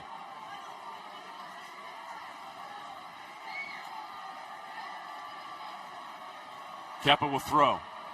Throws to Barney on the flat. He's got room to run. He's got a first down up to the 46-yard line. And again, this is something to note, man. And Jaron Poole is now completely out of this game. I really haven't seen him here in the second half. I believe that ankle is just too hard to overcome. But that's huge for this passing game of Lone Peak. They've been running the ball effectively, but there's been some serious adjustments. Now you're seeing 4 down linemen. Back to Barney. They continue to run the ball. Into Corner Canyon territory, up to the 48-yard line. Yeah, you mentioned Jaron Pula, just not, he's still on the sideline, but he is just not 100%, not able to go. I don't know if that injury happened in the semifinal or it just keeps getting aggravated, but he has not been his sensational self, and they're really missing him right now. His brother Kenan will have to step up if they have to throw. Right now, they're grinding this out on the ground. Keppa will throw this time. Over the middle. Yep. He's there. Pula has it. Down to the 10-yard line. Kenan Pula. With 8:35 left to play, the Knights are in the red zone. Yeah, and that's with pressure in the face, and Kennan's just got to keep his feet there. He's got to keep his feet there, and that's a touchdown. This is a great route by Kennan, and slow play in the corner, and then going out. I think Keppa knew he was going there the entire time, but watch Kennan come off the line of scrimmage, slow playing it, in a little hezzy steps, and then goes right by the defender, looks up, and the ball's right there, keeps his feet, he's in the end zone. That's a 38-yard gain. They back to the run game. Keppa keeps. Keppa to the 6-yard line. Kenan Pula now 4 catches for 61 yards. Neither team lighting it up in the pass game. It has been a lot of run. Yes. And for good reason. Both teams are averaging well over 5 yards per rush. I mean, look at it. Total yards is 315 Corner Canyon, 307 here by Lone Peak. Lone Peak gets into the end zone. That's going to be evened up there, but 167 yards rushing for Lone Peak, 165 for Corner Canyon. Very evenly matched game. Barney in the backfield with Keppa. He's going to throw it. Catch is made inside the 5. Had to wait for it, and Corner Canyon's defense caught up. They stop him at the 4-yard line. Yeah, that was just a high throw right there, and the receiver had to wait for it. That just took time, and he just couldn't get down and make it happen. And look how many Corner Canyon defenders are over there. That's how you run to the football right there. Great job by Corner Canyon. This is a big third down here now. You do the quarterback run game on first down, and you do that play on second down, and you're only here at the 4-yard line. Do you run the football here, or do you pass? Third down and goal from the 4. Man in motion. Keppa keeps. Keppa Nime Tolu trying to get to the pylon. He does not. What a stop. Joaquin Rodriguez comes up from his corner spot and gets the stop. And now it's 4th down. I mean, I could say I don't like that, but if Joaquin Rodriguez just dove at his feet and made that happen. If Keppa makes that guy miss, he's at the pylon. And so that was just an amazing effort by Joaquin Rodriguez, and they need a touchdown here. 4th and goal from the 4. 6 minutes left to play. And Jaron is back in the game. Keppa will throw. Across the middle, incomplete! Corner Canyon breaks it up. intended for Jared Pula. And the Chargers take a stand. Josh Harrison coverage. So it's good. It's just late. It's just late. Diesel Dart was there too. And that's the action around the goal line. This is you as a quarterback.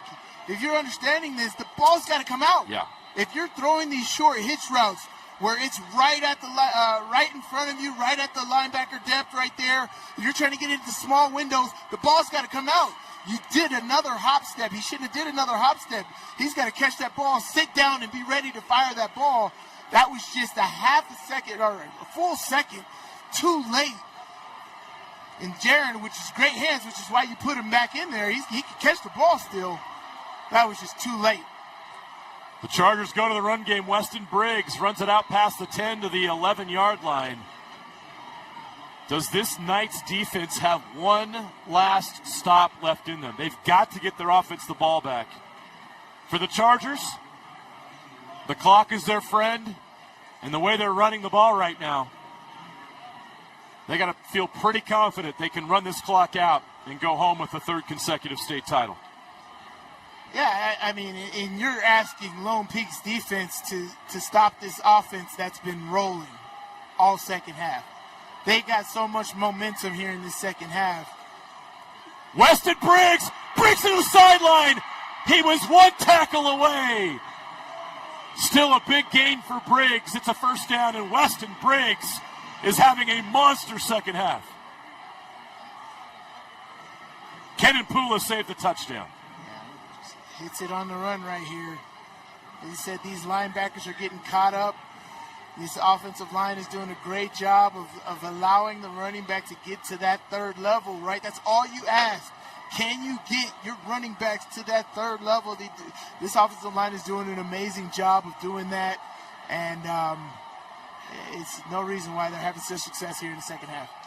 Back to the run. Weston Briggs into the secondary, into Low Peak territory. Another big chunk play. And the Chargers have all the momentum right now.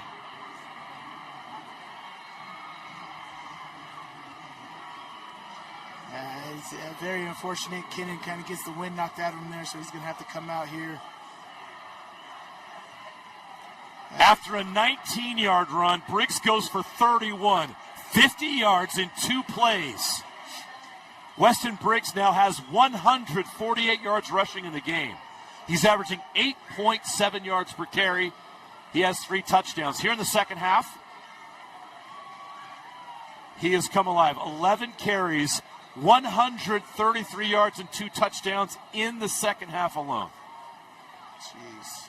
And you can't mention Briggs without talking about the offensive line. Oh, yeah, this offensive line. We mentioned it to start the game.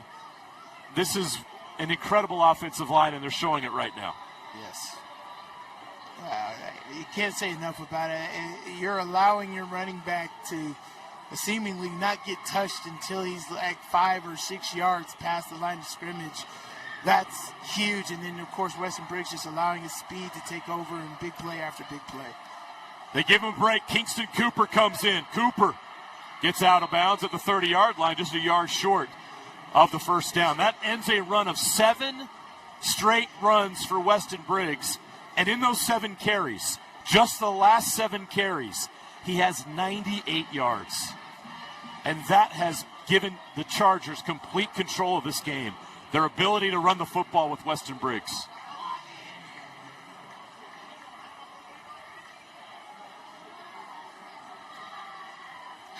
.4:11 left. Cooper went out of bounds to stop the clock with 4:11 left to play. Here's the thing.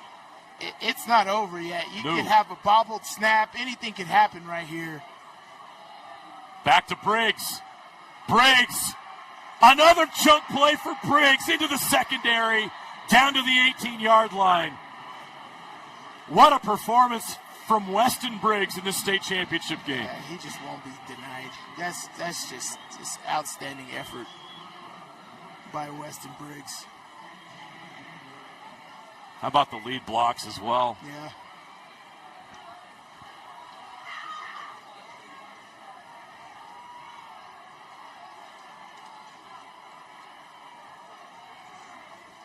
You You see that offensive line right there. They deserve a lot of credit for what you're seeing right now.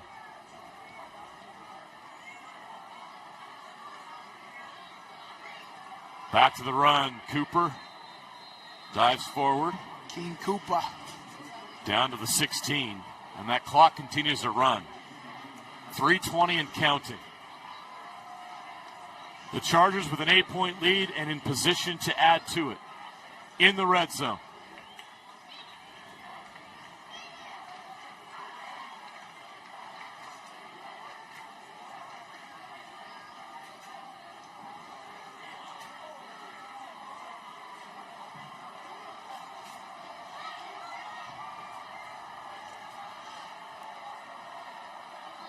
Briggs again. Briggs up the middle.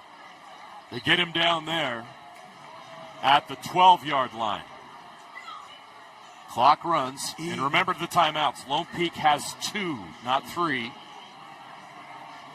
2.5 minutes left to play now. It's going to be 3rd down and 4. Even a field goal here gives the Chargers a 2-possession lead. That may be too much for Lone Peak to overcome. Yeah, just eating up the clock here. That's exactly what Corner Canyon's doing. And Brockbank knows that he needs his timeouts, but at the same time, Corner Canyon's taking up everything, right? You're going to be under 1 minute here before they snap. Oh, no. They're going to call a timeout. Call a timeout on his own here. Smart by him, eating up all the clock there. Timeout. Corner Canyon. Their Big first 3rd down. timeout of the second half. This is, yeah, it's a tough sled. We knew it was going to come down to the end, but an incredible second half being performed here by Corner Canyon. The last 9 carries for Weston Briggs have gone for 114 yards. He's at 164. On 19 carries. 3 touchdowns. Absolutely terrific performance here by Weston Briggs. The championship performance, right? We talk about it. Yep. And he's been here before. He's been here before. Now going to be a 3 straight time state champion here. They could pull this off here in this last 2 minutes and 7 seconds.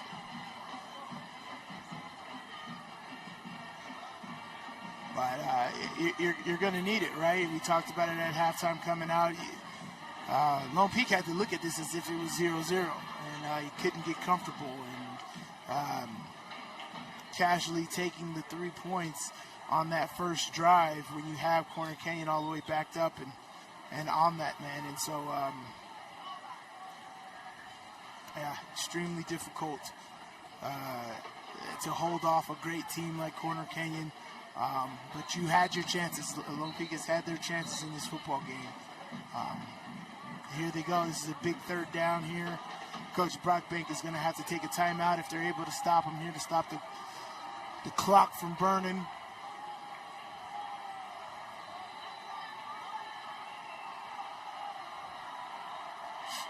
.207 left, 3rd down and 4 from the 12. The Chargers go to the run. Briggs is stopped. The Lone Peak Knights do what they had to do. Briggs is stopped short of the 10-yard line. It's going to be 4th down. Yeah, great defensive play right here. And Lone Peak stops the clock. Their second timeout. The Knights use one of those 2 timeouts. Great penetration there by Bridger Dunn. And slowing up Weston Briggs, getting off his block, coming around. Is a great text game, or TT game, the tackle exchange game. And he came off of that. They were blocking down on the 3 technique, and he came down from his 1 technique position and came smoothly. And the key of that is being tight. He comes tight, stops Weston Briggs north and south moving right there, stops him short, making it 4th down and 2 here. And Corner Canyon is going to kick a field goal here and try to make this a 2-possession game here. Now, what's key here is if they miss this field goal, or even they get a block here, right? They get a block field goal, Lone Peak can pick it up and either take it all the way or get a huge chunk in the right direction and give Kepenime Tolu an opportunity to get back in this game. They're not going to kick it. They're going to go. All right.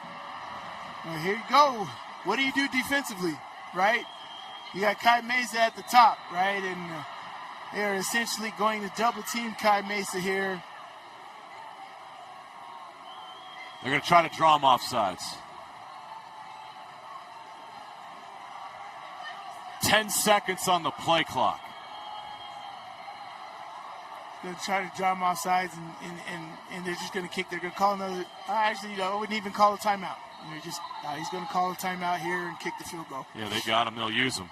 Yeah, More on Weston Briggs. He's averaging 8.3 yards per carry in the second half. He has 14 carries for 151 yards and 2 touchdowns. 10.8 yards per carry in the second half. That's insane. The last 12 plays for Corner Canyon have been run plays.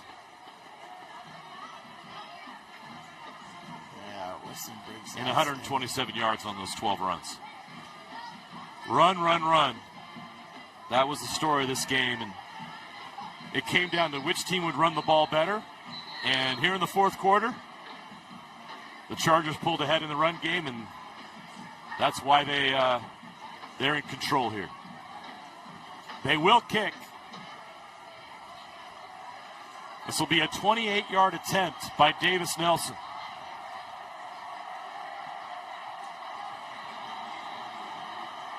This to make it a 2-possession game with 2 minutes left. Nelson's kick is up. It was good, but the whistles blew before they could snap it. And what's the call here?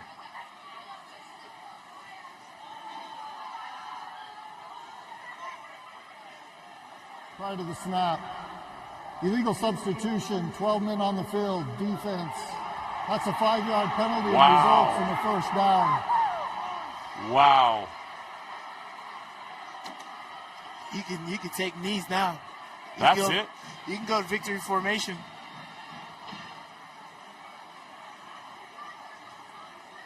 Too many men on the field gives Corner Canyon a first down with 2:01 left to play. You could go victory formation now. They got 1 timeout. And I think now they're going to run the football. let's see if they want to give Briggs another one here. Why not get closer to the end zone? They can finish it with a score as well, and that's what they're going to try to do. Briggs up the middle into the end zone for the touchdown. What a day for Weston Briggs. What a second half. He had 2 touchdowns in the first half, but this second half has just been... Whew. That's his 4th touchdown of the game, 3 of them in the second half. Oh, yeah. What a performance. 3 in the second half, excuse me. He's at 171 yards. 3 touchdowns. He has got to be exhausted, but man, it's got to feel good. What a day. What a way to finish. Unbelievable. A senior season in the state championship game with 171 and 3 tugs. With that drive, Corner Canyon goes over 400 yards of total offense. 256 of that came on the ground. Yeah, that's a very, very, very impressive game by Corner Canyon.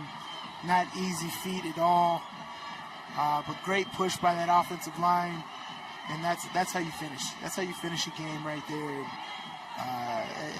They do a tremendous job here, forcing the issue, creating a 15-point lead in this football game. Wow, what a second half by this team.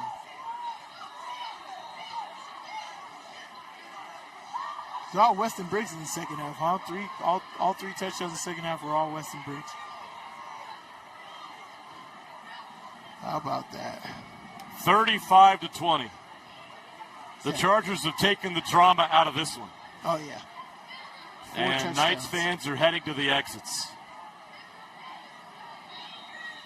Oh, man. Still 158 left. It's a big mountain to climb, but Lone Peak, if they can score quickly, still has hope. But they got to move fast. It's another kick out of bounds. So the Knights will start this drive at their own 35-yard line. 8 plays, 98 yards. Remember, that drive started at the 2-yard line after they got the goal line stop. And they marched 98 yards, 96 yards. On the kicking team, 5-yard penalty, re-kick. They go 9 plays in 96 yards in 9 plays in 3:51. The chunk runs by Weston Briggs were the story on that drive, and now the story in this championship game. That has allowed the Chargers to pull away here.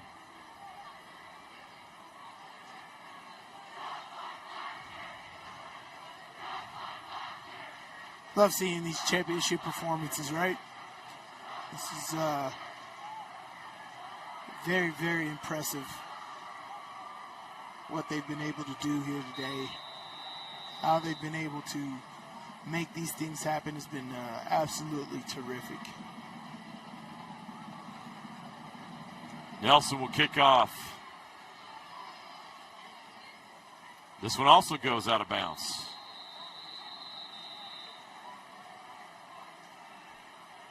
Do we re-kick it again? Yeah, he's going to re-kick it. Re-kick it. They're going to make him do it back up even out of further. bounds on the kicking team.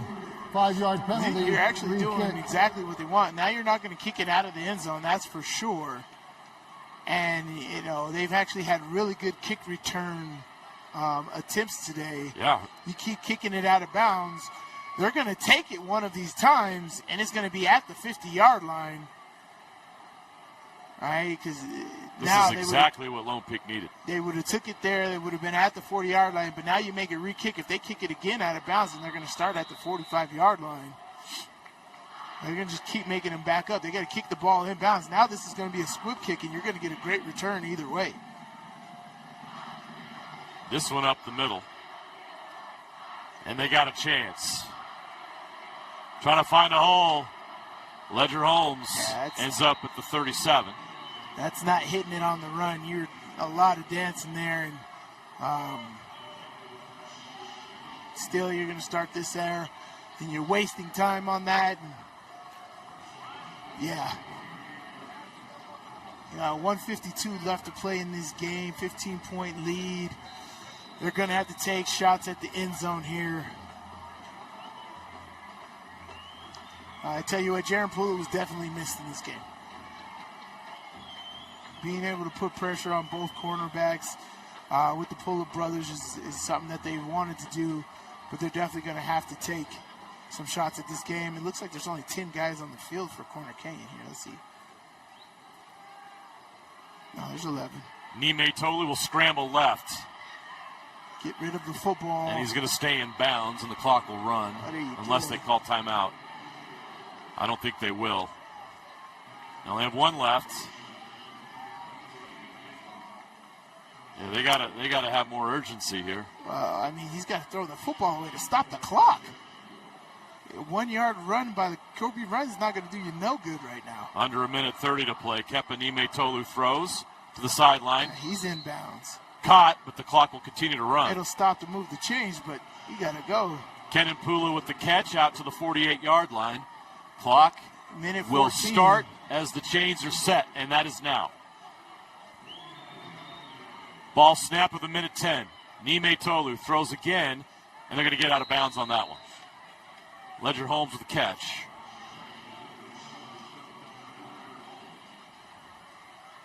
Yeah, here we go. Yeah. That's what you want to do, Kepa. You got to get the ball out. QB run game is not a thing. The time is not your friend here. More urgency.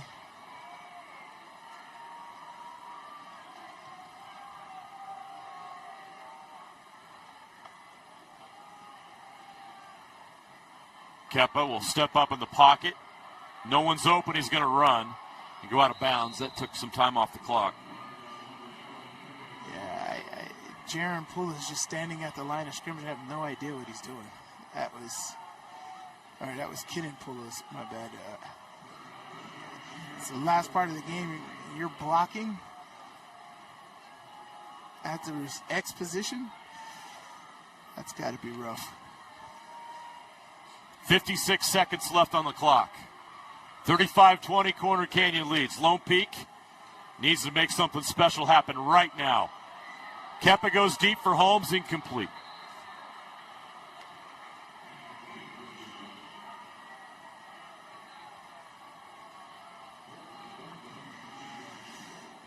Yeah, this has been an unfortunate second half for the Lone Peak Knights. It has not looked anything like what this offense has potential to be, right? And it's unfortunate because you're going against a top-tier team like Corner Canyon, an outstanding first half that you guys played, but the game isn't 24 minutes, it's 48 minutes, and you got to finish strong. 4th down and 3 from the 43. Keppa throws, catches made out of bounds. That will move the chains and keep them alive. Stop the clock. And stop the clock. So that's all good. Seth Woolley with the catch.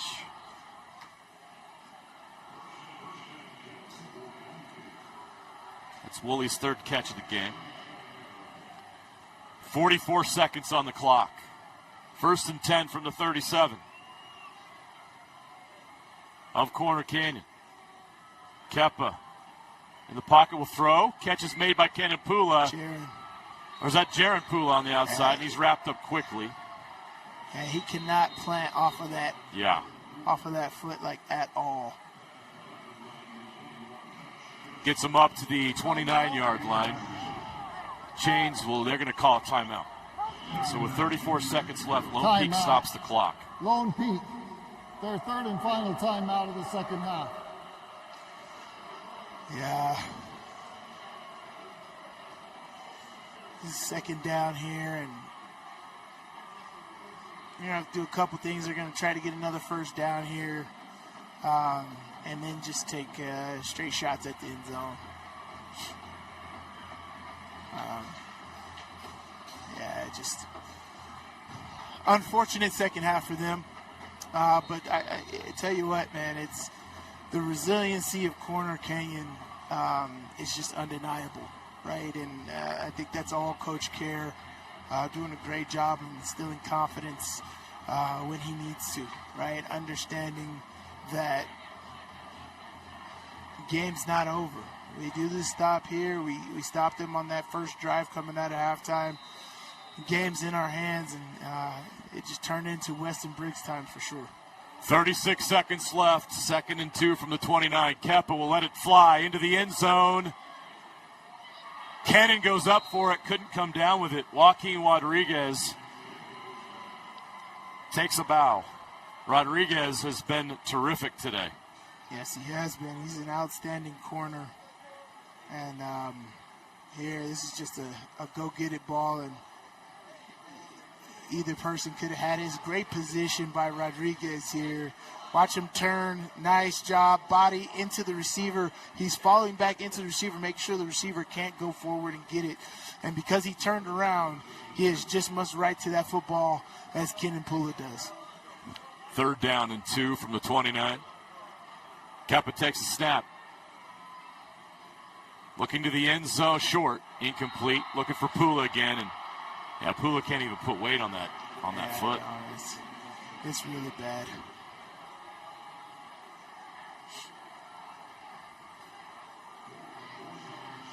So 23 seconds remain.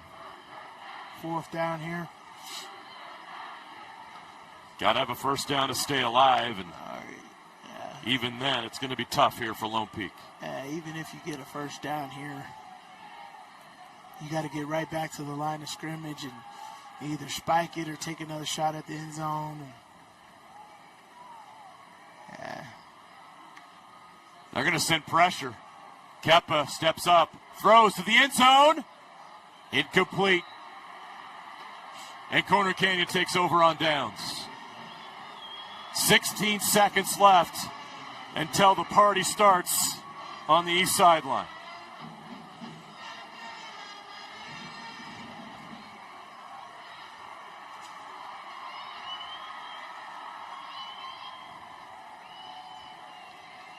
One knee, and that'll do it.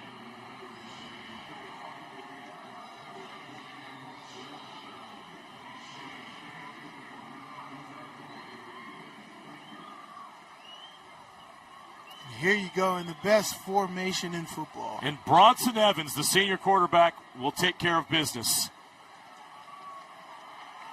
And the clock will run out. The Corner Canyon dynasty is alive and well. The Chargers have accomplished a three-peat. They are 6A state champions once again.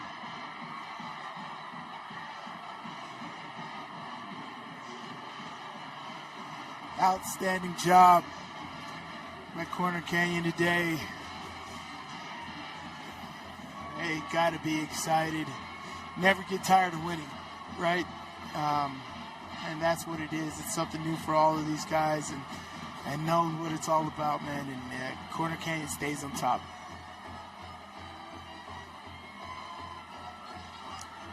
So we got a new champion in 4A. Same champion here in 6A. Awesome matchup today by these Corner Canyon Chargers, man. You can't say enough about the resilience that you had to have in a game like this, right? You know you're going to take some lumps. You know things are game planned up front, but it's all about the finish and finishing football games. And the way these guys finished this football game was like champions.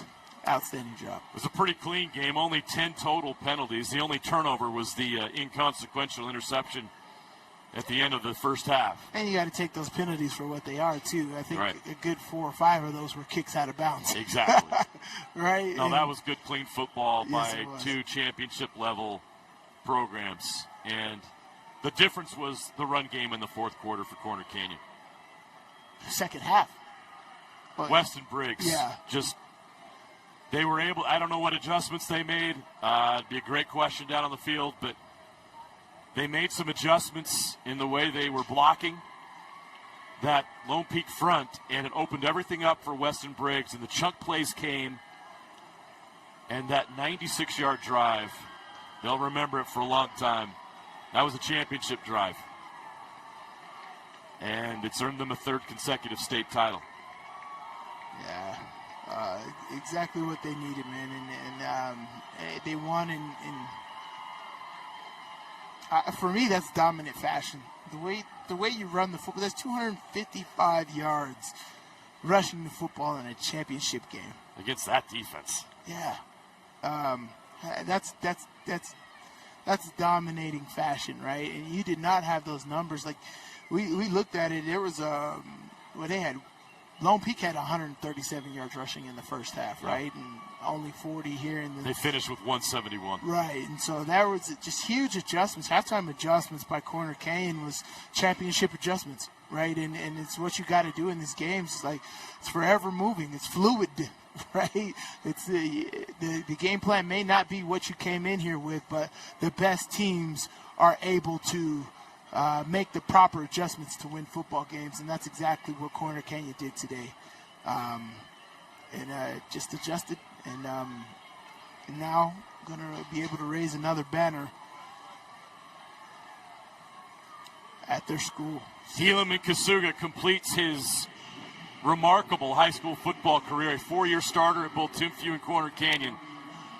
He ends his career in 4th place in Utah high school football career passing yards, only behind Austin Kafensis at number 1. Nate Dowley, number 2. You saw him in our first game today. Bryson Barnes, number 3 at Milford. And Helaman Kasuga will finish 4th in career passing yards, just 15 yards short of Bryson Barnes. Kasuga headed to Texas A&M next. But man, what a high school football career for Helaman Kasuga. 3 state titles. In his 4 years as a starter. You're a great company, right? We know what type of career Bryson Barnes has, right? Even Bryson Barnes' college career. He's been doing it for a while, and what he was able to do in high school was absolutely terrific. And for anybody to come in close to doing that, you've had an outstanding career. And we saw Helaman while he was at Tempe playing here at Rice-Eccles Stadium 4 straight times to the turf. This is his first. No, he played. I know they got the championship last year, but playing in the state championship game. He won one for Timpview. He won one for Timpview? Okay. That's what I wasn't sure. And but he's been in this game, big moments. He played great today. A lot of QB run game in that first half and got into the end zone. And then they just found Weston Briggs in that second half. And that's the ever-moving flow of the game. It may be you, it may not, but can you guys adjust in order for your team to win? And that's exactly what Corner Canyon was able to do today. Awesome performance by this football team. There's that state championship trophy. They've got quite a few of them now. Yes, they do. What an incredible run of success for Eric Kerr at Corner Canyon. Never gets old, right? Wow. Look at that.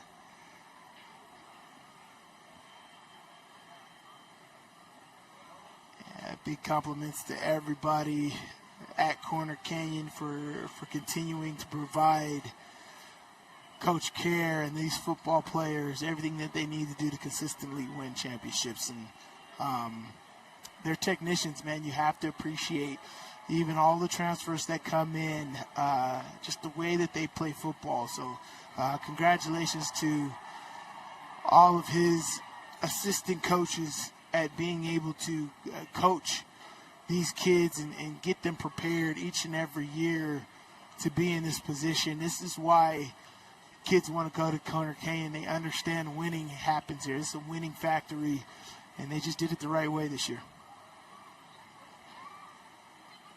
Chargers are celebrating. Once they're done taking pictures, we will have some post-game interviews before we get to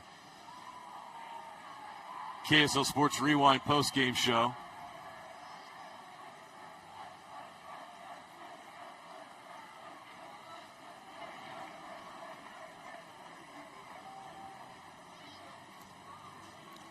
Awesome, familiar feeling for Corner Canyon. Yeah, some of these seniors have done it for 3 straight years. Can you imagine what that must be like?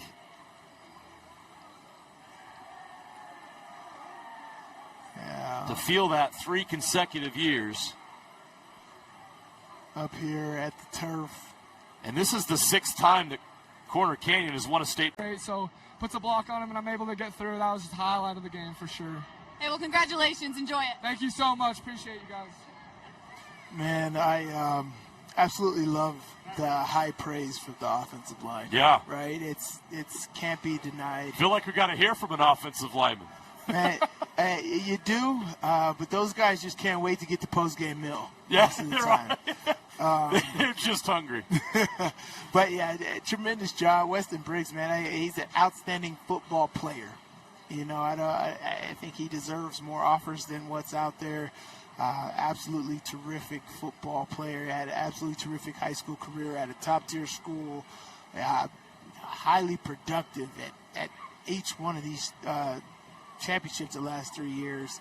Yeah, man, he was productive even when Isaac Wilson was here and last year and this year, and just a tremendous football player.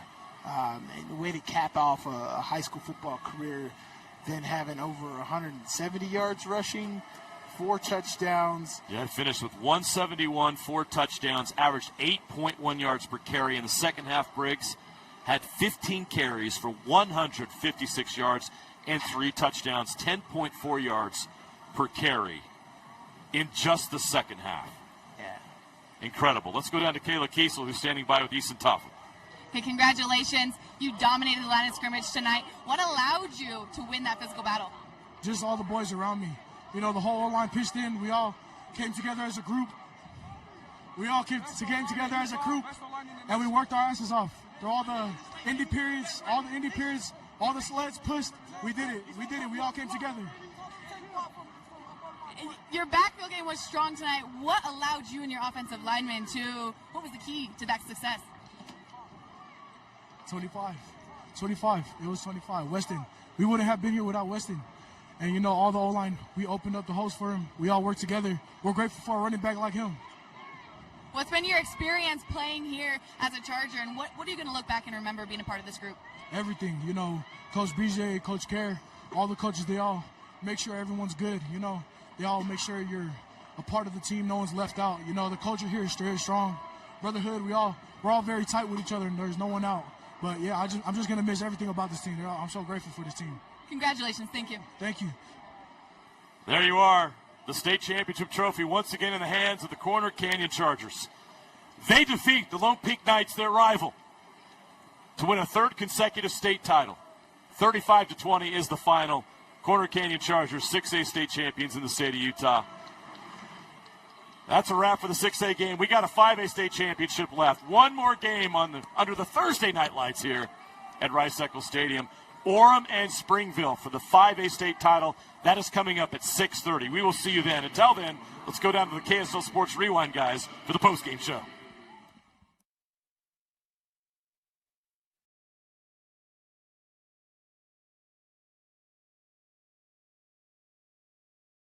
Command to our 6A championship post-game show live from Rice-Eccles Stadium. Dane Stewart, Jeff Hansen on the end, Coach Scott Peary out of Davis High School as we get ready to talk through what was a great 6A state championship game. And we're going to cue up our Relight highlights. Just a reminder, if you're looking for a drink that will help replenish your electrolytes, check out Redmond